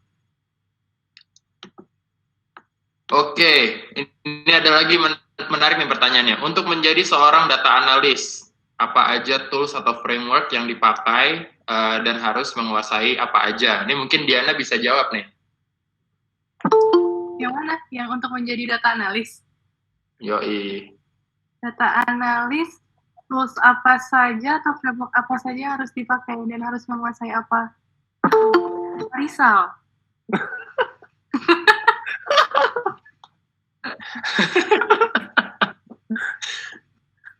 Ada. Oke. Gimana Pak Rizal? Nah, bingung saya juga karena saya kebetulan saya bukan data analis, cuman kalau misalnya saya lihat dari pekerjaan teman-teman di sana sih kebanyakan kan mainnya Python salah satunya. Pokoknya bahasa pemrogramannya pasti Python banyak kan. Nggak pakai Golang sih, pakai Python. Terus paling Python dan sebangsanya ya. kayak pakai Spark, terus ada Kubeflow juga. I don't know, harusnya itu iya, ya. kalau misalnya tuh untuk bahasa sih sebenarnya pakai Python ya. Tapi kalau misalnya untuk yang lainnya kayaknya Python dan sebangsanya kayak Panda, terus pakai Spark. Yang paling sering kita pakai sih teman-teman data engineer di tim kita, setiap hari tuh daily mereka pakainya Tableau gitu. Kalau misalnya itu kalau buat visualisasi pakai Tableau. Gitu. Oke, semoga terjawab ya mahasiswa. Mungkin ini kita kebetulan malam ini kedatangan tamu spesial nih, Head of Talent Acquisition lagi ada di sini nih, Mas Faisal. Mas Faisal online nggak, Mas Faisal? Halo, Ki. Nah, ini ada pertanyaan nih, anak mahasiswa nanya nih, untuk menjadi seorang data analis, apa saja tools dan framework yang dipakai? Tadi tim data engineer mencoba menjawab, mungkin untuk orang yang biasanya meng-hire orang nih, untuk data analis requirement-nya apa aja tuh, Mas? Bentar, Ki, minum dulu. Tiba-tiba ditodong. Minum sambil buka Excel ya? Atau mau saya yang jawabin? Oh iya, Oke, baik. Ibu Maria Cahyadi, VP of Data kita lagi online nih kebetulan teman-teman. Oke, Cimar, kira-kira untuk jadi data analis apa aja nih yang diperluin? Apa aja yang diperluin? Ngomongnya tentang skill ya. Kalau kita bahas tentang skill, itu yang pertama, yang pasti harus ngerti bisnisnya gimana. Harus ngerti prosesnya gimana. Terus yang kedua, harus ngerti gimana caranya mempelajari data. Terus apa sih yang dipakai untuk mempelajari data? Yang pertama, pakai SQL. Teman-teman semua tahu kan ya SQL itu apa? Ada yang nggak tahu? Saya nggak tahu. SQL itu adalah bahasa, bisa dibilang bahasa yang dipakai untuk mengakses data, karena datanya kan ada di database, gitu ya. Dan kebetulan database kita itu di Google Cloud Platform, kita pakainya BigQuery. Nah itu sama aja kayak kalau teman-teman akses ke MySQL, ke Postgre, atau kemana, ke MongoDB, ya kurang lebih bahasa SQL-nya sama lah. Postgre, MySQL, BigQuery itu sama. Itu. Jadi setelah tahu nih, bisnis problemnya apa sih, isunya apa sih, terus kita cek datanya bisa jawab nggak ya, baru terus habis itu skill yang selanjutnya adalah storytelling, cerita ke orang yang tadi kasih problemnya ke kita untuk, datanya bilang gini loh, datanya jawabannya gini, ternyata berdasarkan datanya bisa diimprove lagi, atau ternyata berdasarkan datanya nggak ada masalah, gitu. Kebayang nggak ya yang tanya siapa nih yang tanya? Yang tanya seorang mahasiswa. Oke, ya. Kebayangkah mahasiswanya? Oke. Ya, malam ini kita kedatangan banyak banget nih. VP juga banyak yang nonton nih teman-teman. Jadi kalau misalnya nanya, good kalau misalnya ada namanya. Jadi lu bisa ngobrol langsung sama VP kita juga nih malam ini. Kebetulan lagi pada datang. Thank you ya Cimaria atas jawabannya. Semoga menjawab ya. Ya, alhamdulillah, insya Allah. Oke, pertanyaan selanjutnya nih. Ini kayaknya bagus buat Puji nih ya. What is the difference between soft performance sama hard performance di Kompas?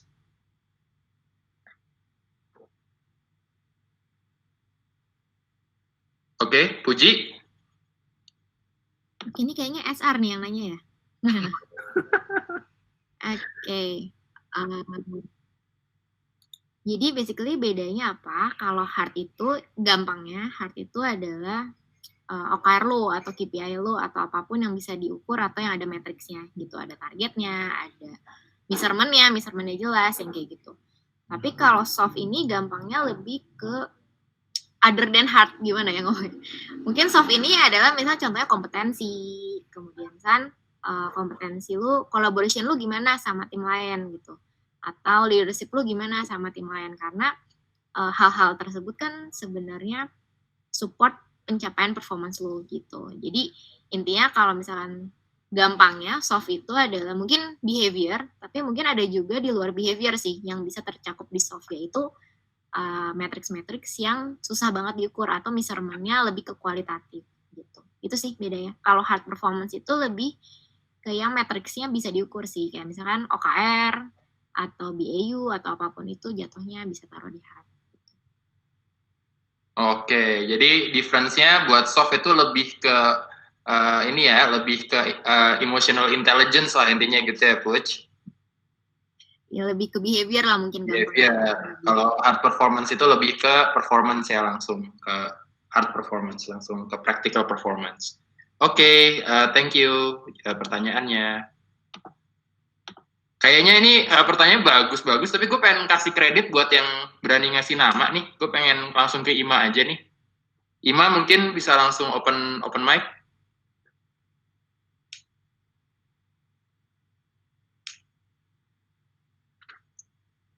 Kepada Ibu Ima.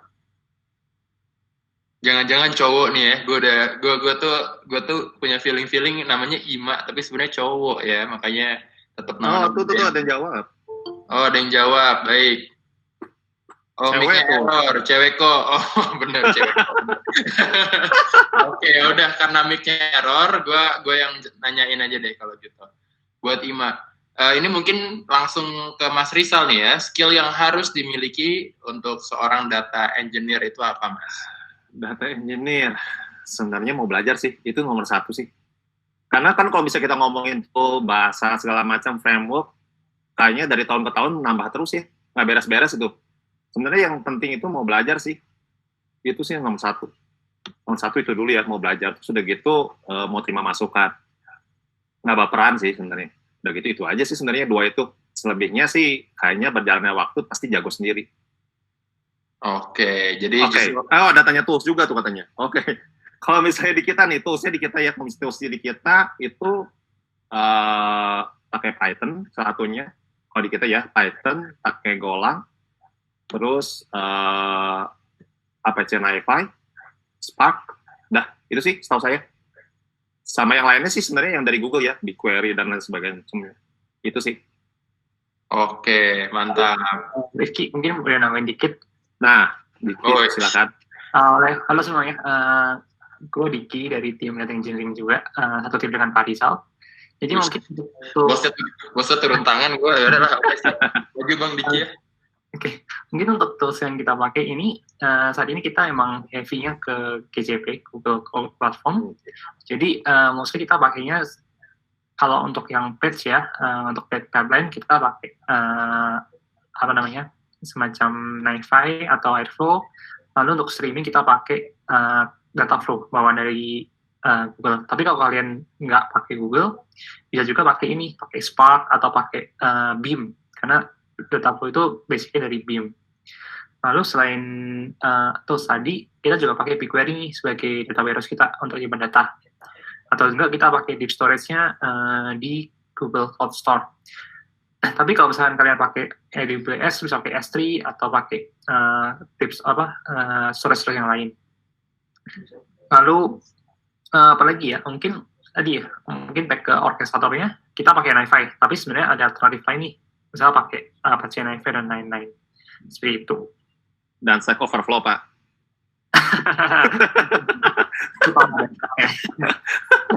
Itu Alkitab kita. Oke, thank you banget ya Mas Diki udah ditambahin jawabannya, dan thank you banget Mas Rizal untuk jawabannya.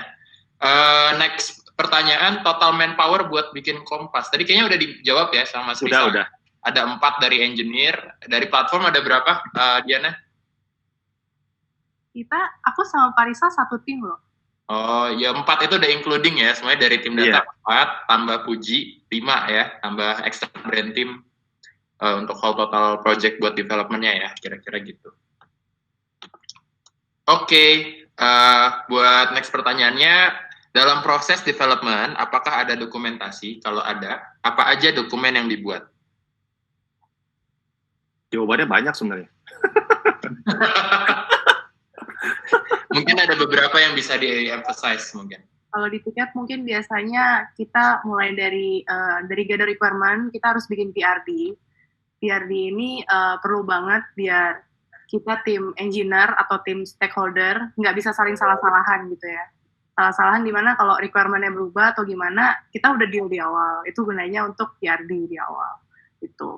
Nah, setelah PRD ini biasanya ada dokumentasi untuk API documentation. Jadi ada spesifikasi API-nya seperti apa di awal. ini biasa kita langsung dokumentasiin. Jadi istilahnya kalau dokumentasi ini penting untuk misalnya Parisal pergi dari tiket, ada dilegasiin, orang baru bisa baca gitu. Inilah pentingnya gitu. Oke, lumayan jawabannya lumayan overall lah ya intinya tadi udah lumayan end to end. Oke, Anonymous sudah dijawab? Udah Mas. Oke, gara-gara Anonymous gue jawab sendiri. Oke. Nah, ini front end framework-nya yang dipakai apa? React. Tadi kayaknya udah dijawab juga ya, Mas Rizal ya? Udah. Iya. Oke. Nah, terus pertanyaan selanjutnya, bagaimana cara dalam waktu singkat selama 4 bulan memaksimalkan sebuah produk? Apakah selama produk live menemukan kendala atau bug gitu?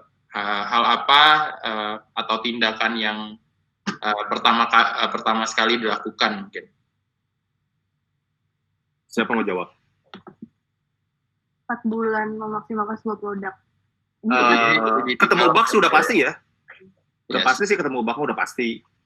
Kan bug dan fitur itu kan barengan ya sebenarnya. Bug sama fitur itu bisa teman-teman juga tahu sendiri lah ya. Jadi Sering kali malah kadang-kadang kita nambah fitur juga nambah bug sih sebenarnya. Jadi yang dilakukan ya diperbaiki sih sebenarnya. Tapi tergantung juga sih kalau misalnya fitur itu ternyata dianggapnya nggak terlalu penting. Ya kayak kemarin ada beberapa fitur yang akhirnya dimatikan itu kan. Karena memangnya belum urgent untuk saat ini. Itu sih. Kalau untuk yang memang utama sih ya diperbaiki sih. Tapi keburu kok 4 bulan kemarin. Hopefully keburu banget. pertama kali live, udah 900 orang masuk tuh, 150 orang masuk, jadi total 1000 gitu ya. Udah pasti ada bug, itu wajar banget. Jadi yang pertama kita lakukan adalah kita listing dulu bug-nya.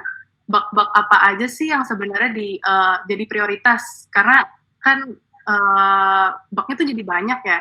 Yang prioritas dan benar-benar mempengaruhi performance tracking ini, itu kita kerjain dulu. Sembari kerjain, kita juga sembari testing lagi, ya itu kita lakukan terus. That's why ini namanya kayak agile gitu deh. Ya, dan akhirnya selesai, gitu. Oke. Lumayan all in all juga tadi jawabannya ya. Iya, ya sebenarnya ini kan yang waktu nemuin bug juga kan sebenarnya banyak ngobrol sama tim OD juga kan sebenarnya. Jadi komunikasi sih sebenarnya yang penting sih. Ini Iya. juga sih. Mungkin nambahin dikit lagi, mungkin ya betul, mungkin waktu live itu pasti ada beberapa bug yang mungkin minor-minor ya, misalkan kayak UI-nya nggak benar, atau mungkin ada fitur yang nggak sesuai diharapkan. Nah, biasa paling kita, seperti yang Diana bilang tadi, kita listing dulu nih, kita priority dulu, mana sih yang urgent, mana yang enggak. Sama, kita pastiin dulu nih, balik ke usernya sih, apakah bug ini tuh emang expected atau emang benar-benar bug nih. Jadi kita harus tahu nih, kita bisa verify dulu ke usernya supaya apa. Nah, kalau misalkan bug, kita baru masukin ke risk bucket untuk di fix secepatnya. Seperti itu. Oke, lumayan menjawab ya kita tadi overall lumayan di cover semuanya. Oke, pertanyaan selanjutnya, semua T-Fame, wih keren, kita dipanggil T-Fame, kayak orang terkenal gitu. Jadi T-Fame itu singkatan ya, Ticket Family. Jadi kita semua karyawan tiket dipanggilnya Ticket Family. Itu bisa saling melihat performance. Apakah ada pilihan dari T-Fame jika tidak ingin performance-nya dilihat oleh orang lain? Nah, kecuali tim terkait. Nah, ini mungkin Puji ya, bisa ngejawab nih. Oke. Apakah ada pilihan? Sebenarnya enggak sih. Jadi kalau untuk yang di hard performance ini sebenarnya kita open semuanya. Jadi event bisa saling lihat satu sama lain, saling berguna apa gitu. Karena sebenarnya yang di open pun nggak semua informasi ya, karena kan ada informasi yang konfidensial juga kan. Jadi yang bisa diakses oleh orang lain itu ada beberapa kriterianya sih, apa aja sih data apa aja sih yang bisa diakses oleh orang lain. Oke, jadi sebenarnya juga keterbukaan ya, being performance driven di tiket itu juga jadi culture ya, coach gitu. And to understand performance in general di tiket.com ya kita transparansi adalah salah satu yang kita value gitu. Jadi anak non-tech, misalnya anak-anak non-tech bisa ngelihat tuh di tech lagi ngapain gitu, dan anak tech juga bisa ngelihat di HR, di finance itu lagi seperti apa gitu, karena sebenarnya juga kita bikin decision kan untuk saling membantu satu sama lain. Jadi si transparansi itu justru yang di-provide sama Kompas ya, Coach ya. Gitu. Oke, sip. Nah, ini ada pertanyaan nih mungkin yang bisa dijawab Mas Rizal sama Diana nih. Gimana rasanya jadi anak data di tiket? Yang nanya mau tahu banget, ya Allah. Baik. Aduh, gimana rasanya? Kenapa? Kan dijawab. Gimana rasanya jadi anak data? Bosnya gimana? Nah, iya benar itu serba salah jadinya. Coba gimana? Atau enggak pengalaman kerja di tiket deh di tim data tuh seperti apa, Mas Rizal sama Diana gitu. Gue reward. Kerja di tim data, berat badan saya naik 10 kilo. Karena Tapi tetap cantik ya walaupun naik 10 kilo. Karena makanannya mewah-mewah gitu. Enak jadinya. Jadi kita disuruh kerja, habis disuruh kerja disuruh makan gitu. Jadi biasanya tiap pagi kita ada namanya daily stand up. Dibagi jadi beberapa divisi bagian. Data tim juga kan ada beberapa tim ya. Timnya BI, timnya data science, timnya data engineer. Nah, timnya saya termasuk dalam data platform. Data platform ini masuk ke dalam data engineer gitu. Nah, tiap pagi kita selalu stand up. Tiap sore kita juga laporan. Hari ini kita ngerjain apa. Gitu. Kita juga istilahnya sebagai tim data platform ini, saya sendiri dan mungkin Pak Rizal, lebih banyak ke arah software engineering kan. Ya, teman kita yang di data engineer ini di atas, itu lebih sering ke arah ya mainan sama query gitu. That's why kita hadir di sini, si anak data platform, tugasnya yang ngebantu mereka, tugas-tugasnya mereka yang biasanya pakai query manual atau ya tampilannya kayak hitam putih terminal, kita berusaha untuk bikin jadi dashboard. Itulah gimana anak data platform. Itu aku cerita data platform ya. Jadi basically dengan technically selain bikin lu tambah gendut gitu karena makan mulu, jadi sebenarnya lu dapat kesempatan untuk karena banyak stand up dan banyak komunikasi kita transparan di kantor, jadi lu juga banyak belajar dari tim-tim lain ya, collab juga ya bareng tim lain ya. Dan sekarang bahkan belajar sama tim people kan, kemana-mana. Tim data, kita banyak belajar kemana-mana. Nggak hanya data melulu, ya kita fleksibel gitu. Yeah. Dan data ini mungkin aku mau tambahin ya, data ini juga kalau di ticket.com itu the center of our decision ya, karena kan kita tech company gitu, so we want to quantify every decision gitu kan. Jadi data team itu bukan cuma nge-support development di tech, tapi juga di bisnis dan juga support function kayak HR gitu.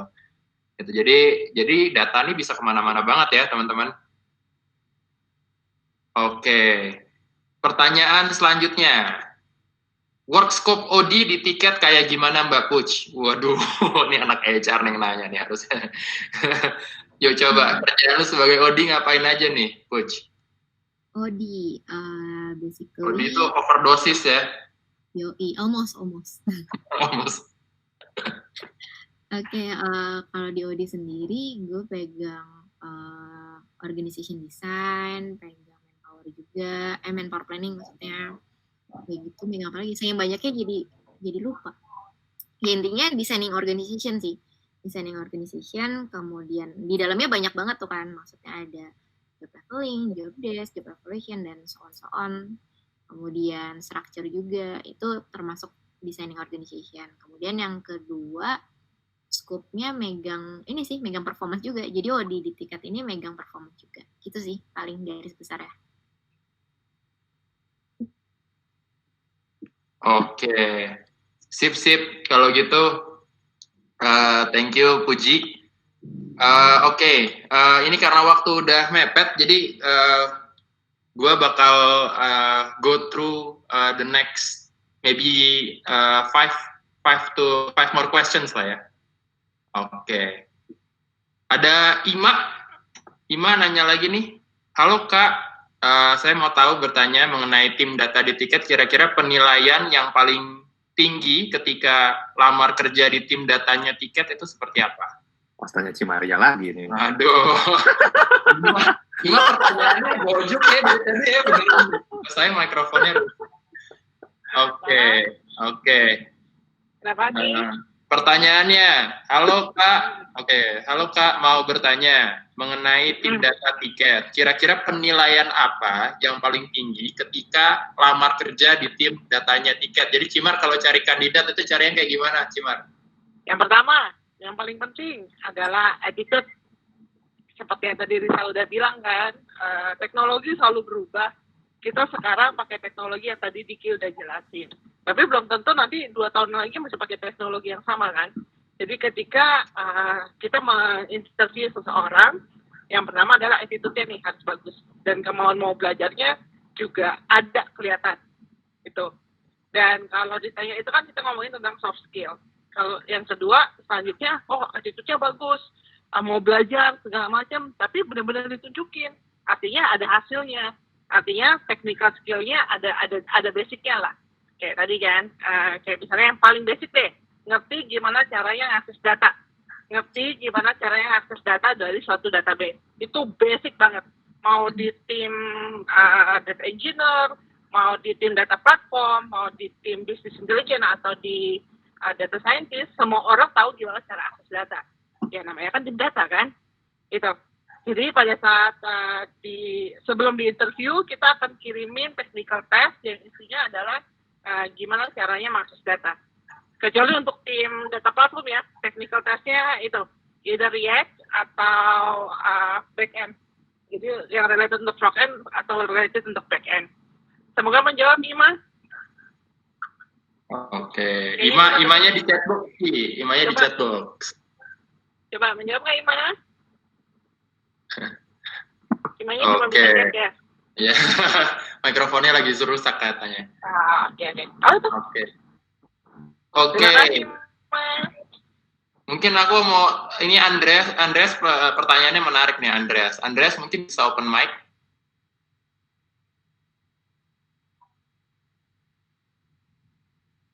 Kepada Bapak Andreas. Ya. Nah, oke Bro Andreas, langsung aja dengan pertanyaannya.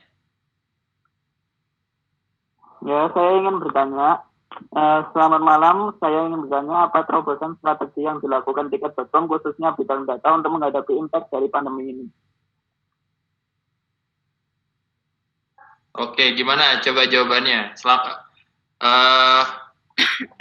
Dalam bidang data untuk menghadapi impact dari pandemi ini gimana? Coba khususnya mungkin Mas Rizal jawab. Mungkin gue mau jawab Mas Rizky. Boleh. Oke, thank you Andreas. Jadi untuk di tim data sendiri, terobosan kita adalah contoh kemarin tuh waktu kita ada pandemi awal nih, kan banyak banget tuh yang orang-orang pada refund tiket kan, refund tiket pesawat, tiket hotel dan lain-lain. Nah, terobosan tim data ini adalah kita bikin suatu sistem yang untuk membantu mempercepat proses refund di sisi tiketnya sendiri. Misalkan kita gather data nih, semua data order, data refund, dan lain-lain, kita bikin analisa, untuk apa? Untuk mempercepat proses pengajuan refund ke maskapai atau ke vendor-vendor yang ini kita ajukan refund. Dan contohnya, ketika ada customer yang udah submit refund ke kita akan verifikasi dulu nih datanya, apakah udah cocok nih rute yang dibatalkan atau tanggal dibatalkan sesuai dengan rules yang diterapkan oleh maskapai. Nah, kita tim data ini bikin suatu automation nih untuk pengecekan itu. Baru ketika udah oke, kita langsung submit ke maskapai atau pihak-pihak yang membutuhkan datanya itu. Begitu pula sebelum kita proses refund itu diberikan ke customer lagi, tim data juga bikin sistem untuk pengecekan si refundnya. Jadi apakah refund yang kita request sesuai nggak dengan yang kita ajukan. Nah, dengan kata lain kita bikin automation untuk proses refund-nya itu dari segi datanya. Selain itu, tim data juga ngasilin berbagai macam analisis sih. Analisis untuk apa? Untuk misalkan kita untuk mengecek tren refund seperti apa nih. Pasti kan seiring dengan pandemi ini tren refund selalu naik nih. Nah, kita mau prediksi sampai kapan sih tren refund itu akan stop atau mencapai puncaknya. Kita analisis juga. Lalu bisa juga kita analisis apa sih next produk atau next fitur yang kita mau kembangkan untuk menghadapi pandemi. Nah, contohnya kita sekarang ada namanya tiket fleksi, yang dimana customer tuh bisa beli tiket dengan harga sekarang untuk bisa dipakai beberapa bulan lagi ke depan. Nah, itu salah satu hasil produk dari tim data sih, berupa analisisnya. Seperti itu. Oke, terima kasih banget Mas, udah dijawab. Oke, apakah Andreas pertanyaannya dijawab? Sudah. Oke, mantap. Oke, ini ada pertanyaan, apakah nanti sesi rekaman akan dikirimkan ke peserta? For now kita belum ada untuk pengiriman rekamannya, tapi mungkin ke depan-depannya nanti kontak akan ada, kita bikin sesi online-nya juga buat recorded. Jadi karena sekarang juga kita pengen ngasihnya spesial buat orang-orang yang datang dulu nih di sesinya, jadi kita nggak sebar-sebar untuk rekamannya dulu. Tapi who knows, nanti ke depannya kita bisa consider itu. Nah, terus untuk pertanyaan selanjutnya dari Hubert Daryl. Oke, mungkin bisa langsung, Hubert bisa langsung open mic. Halo. Halo.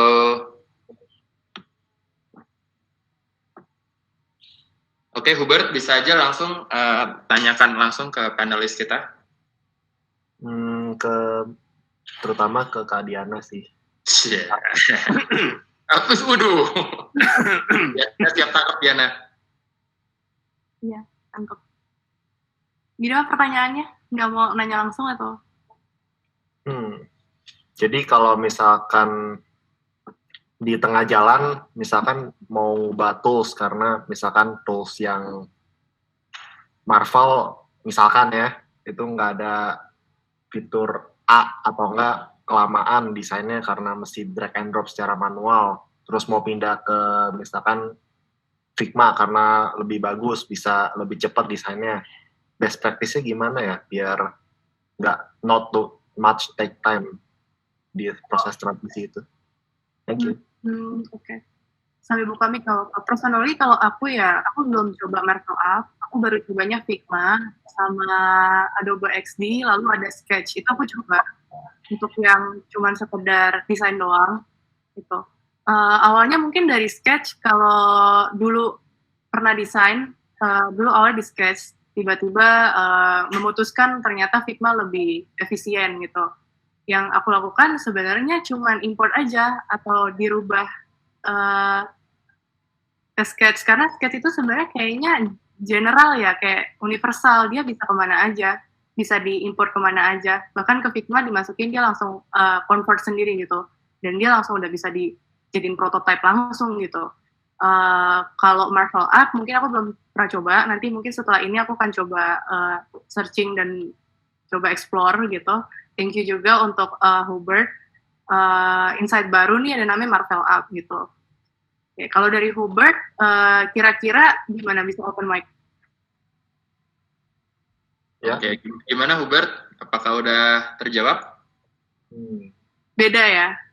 Beda sih, aku udah nyoba Marvel Up, dia cuma bisa convert ke PDF doang, terus masuk ke Sketch, ya bentuknya satu full doang, nggak ada prototype lain.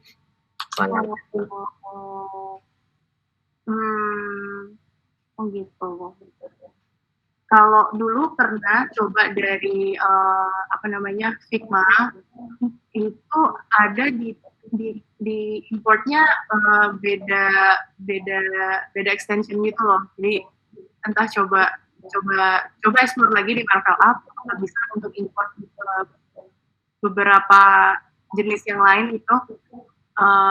Karena setahu ada sebenarnya, cuman aku belum sempat benar-benar coba langsung gitu, sempat baca tapi sorry belum bisa jawab. Thank you ya udah nanya. Thank you. Mas Sahabat, saya tuh pernah pakai juga Figma. Oh nggak salah ada pluginnya Mas, buat pemanfaat. Iya. Coba cari dulu di Figma-nya itu ada plugin. Coba aja dulu. Waktu itu saya pernah lihat sih. Cuman waktu itu masih simple ya. Maksudnya kalau yang simple gampang banget. Tapi kalau yang udah kompleks, nah saya juga nggak tahu sih. Itu sih Mas. Oke. Thank you Mas Rizal. Iya. Oke, mantap. Gue ada pertanyaan untuk dua penanya lagi nih sebelum kita main game. gue pengen kasih kesempatan buat Yosef. Gue mengedepankan orang yang ngasih nama dulu ya, karena biar kredit lah udah ngasih nama. Jadi oke, Yosef mungkin bisa langsung. Halo. Wah, sambil nonton Netflix tuh ya. Halo, mau nanya, tadi kan ada arsitekturnya dijelasin ya, itu kenapa ya front-end itu menggunakan node balancer ya? Oke. Saya jawab aja langsung ya? Boleh, langsung. Oke. Sebenarnya mau server apapun, sebenarnya harusnya kalau misalnya mau scale, load balancer perlu ya. Maksudnya gini, kan kalau misalnya kita udah tahu ya, mungkin Mas juga udah pernah tahu bahwa misalnya server itu ada jumlah maksimum koneksi yang bisa di-handle. Nah, kalau misalnya udah lebih dari itu server udah nggak bisa nge-handle koneksi lagi. Misalnya kita ngomongnya konkuren ya, paralel bersamaan. Nah, kalau misalnya udah penuh, ya udah. Jadi orang lain bakal masuk, itu time out. Itu sih alasannya. Jadi kalau misalnya kita udah terlalu banyak user yang pakai barengan, ya mau nggak mau sih. Itu mau di back end, mau di front end juga harusnya sama. Tapi kalau misalnya back end memang lebih penting sih, karena kalau misalnya back end kan lebih banyak di-hit ya. Maksudnya mungkin untuk satu user aja, ketika dia akses satu page aja, dia bakal nge-hit back end mungkin 5 atau 6 kali dalam waktu satu saat. Itu sih kira-kira alasannya, Mas. Oke. Yosef, terjawab? Iya. Ya, makasih. Ya, sama-sama. Thank you, Yosef. Oke, final question nih sebelum kita main game. Disiapin ya HP-nya, teman-teman. Dari Anugrah. Oke, Anugrah. Anugrah, bisa open mic?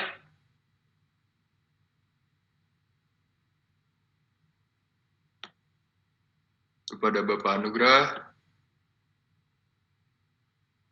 Oke, Dato, kayaknya Anugrah lagi AFK nih kayaknya ya. Jadi gue bantu tanya aja. Apa konsep data governance yang digunakan di tiket? Mungkin tim data bisa jawab, mungkin dari Diana bisa bantu jawab data governance.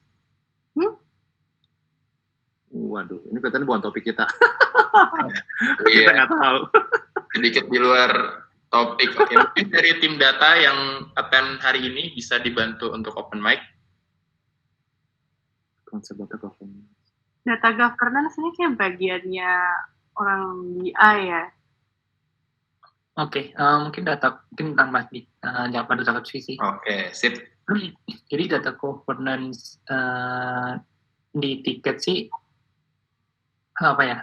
Bisa dibilang kita masih ini sih, masih ibaratnya masih on progress yang kita analisa. Jadi untuk konsep datanya, ya pertama kalau kan kita sebenarnya di data warehouse kan, di kita pakainya BigQuery, dan kita ada ada SDC juga. SDC kita pakai SDC 2 dan 3 kalau nggak salah untuk itu. Itu sebenarnya tergantung dengan kebutuhan data yang kita mau seperti apa. Itu lalu apa lagi ya? Dan mungkin data dokumennya juga lebih ke security juga ya. Security. Nah, untuk security sendiri sekarang kita pakai yang on built-in sih. Yang kita pakai yang dari Google, kita pakai Google IAM untuk ngatur juga security datanya. Jadi mostly kita pakai yang ada di DCP sih untuk konsep-konsepnya.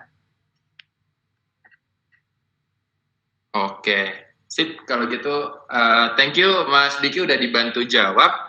Oke, berikut adalah pertanyaan terakhir dari sesi kontak kita malam ini. Thank you banget untuk yang udah nanya. Kalau misalnya masih ada pertanyaan, feel free untuk langsung aja japri speaker-speaker kita. Mungkin sosial medianya mungkin bisa di-share lagi ya. Di Puji, lo kalau orang pengen kontak lo bisa via mana? Via LinkedIn aja. Ya, via LinkedIn aja. Oke, di Teresia Puji Lestari ya. Japri di LinkedIn. Kalau misalnya Mas Rizal, best untuk japri Mas Rizal lewat mana ya? Bebas sih, dua-duanya juga suka saya cek. Oke, jadi Instagram, LinkedIn, atau enggak email ya, rizal.rizal@tiket.com. Betul. Kalau Diana gimana nih? Lu kayaknya lebih di Snapchat nih kayaknya ya? Enggak. Punya ke Instagram aja Diana Beatrice W, atau yang lebih sering Instagram sih, kayak LinkedIn notifnya nggak nyala. Oh, baik. Oke, sip. Terima kasih semuanya. Kita akan langsung masuk aja ke sesi game. Mungkin rekan saya, Putih, akan langsung share screen.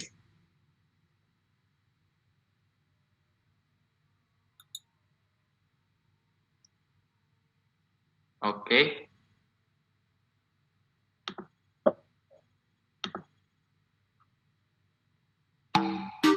Oke, teman-teman, kita ada hadiah ya. Kita ada tas laptop, terus kita ada tumbler dan beberapa unyu lainnya. Ada apa lagi? Ada power bank. Ya, ada beberapa yang bagus-bagus. Jadi langsung aja masuk ke www.kahoot.it. Game pinnya 967004. Ya. Oke. Speaker nggak boleh ikutan, speaker. Speaker yang bikin. Pertanyaannya ini adalah pertanyaan seputar yang kita tadi bahas bareng-bareng. Ya, oke, udah mulai rapat. Tunggu ya Kak, baik. Lu pakai nama asli tadi, jangan tiba-tiba Darth Vader. Oke.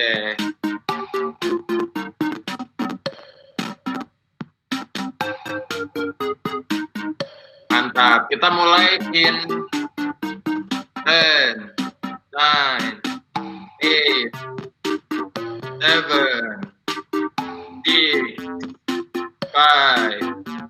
4, 3, 2, 2.5, 2.25, 1.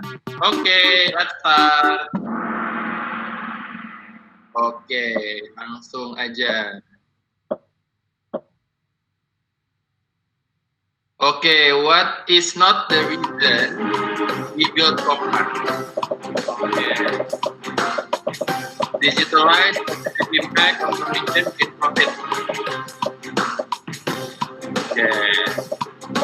Kira-kira apa jawabannya? Jadi ini lu harus jawabnya cepat dan tepat ya. Ini itu algoritmanya. Oke, gain profit. Buat yang kecil ini pertanyaannya what is not ya? What is not the reason? Ya, tricky nih kayak Diana bikin pertanyaan ya. Oke. Jadi pada intinya kita bukan untuk bikin profit, tapi semuanya untuk bikin lebih cepat. Wah, Sebas, oke, Sebas, Rainer Surata, David, oke. Ada Indra dan ada Fenton, so far leadernya. Oke, how many leaders have logged in to Kompas? Leader di tiket nih, ada berapa yang pakai Kompas, yang ada di Kompas?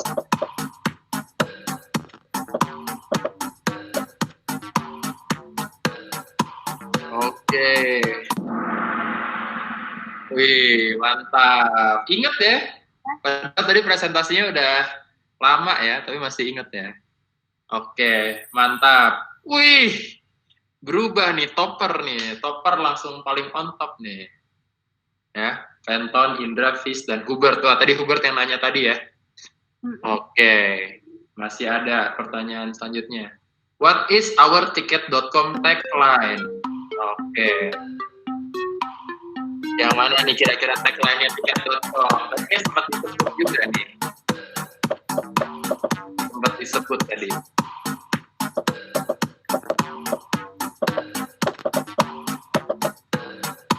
Wah, ini tricky question ya. Oke, jadi tagline kita mau kemana? Semua ada tiketnya. Tadi yang jadi password masuk ya. Oke, sip. Kita lihat. Oke, Marco. Oke, seru ya kalau mainnya rame ya. Jadinya leaderboard-nya berubah-berubah gitu setiap pertanyaan. Oke, next question.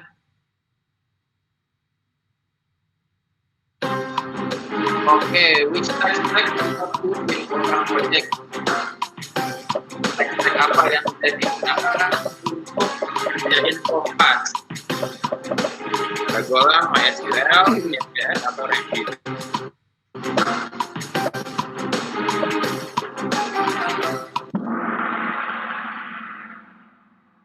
Oke, MySQL ya. Jadi jawabannya MySQL. Oke, sip.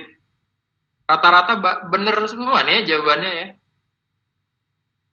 Oke, Marco masih leading. Ada Laji Bolala. Oke, ini final question ya teman-teman. Ticket.com, data platform belong to. Nah, engineer itu masih di mana? Data engineer, data science, keluar atau business intelligence.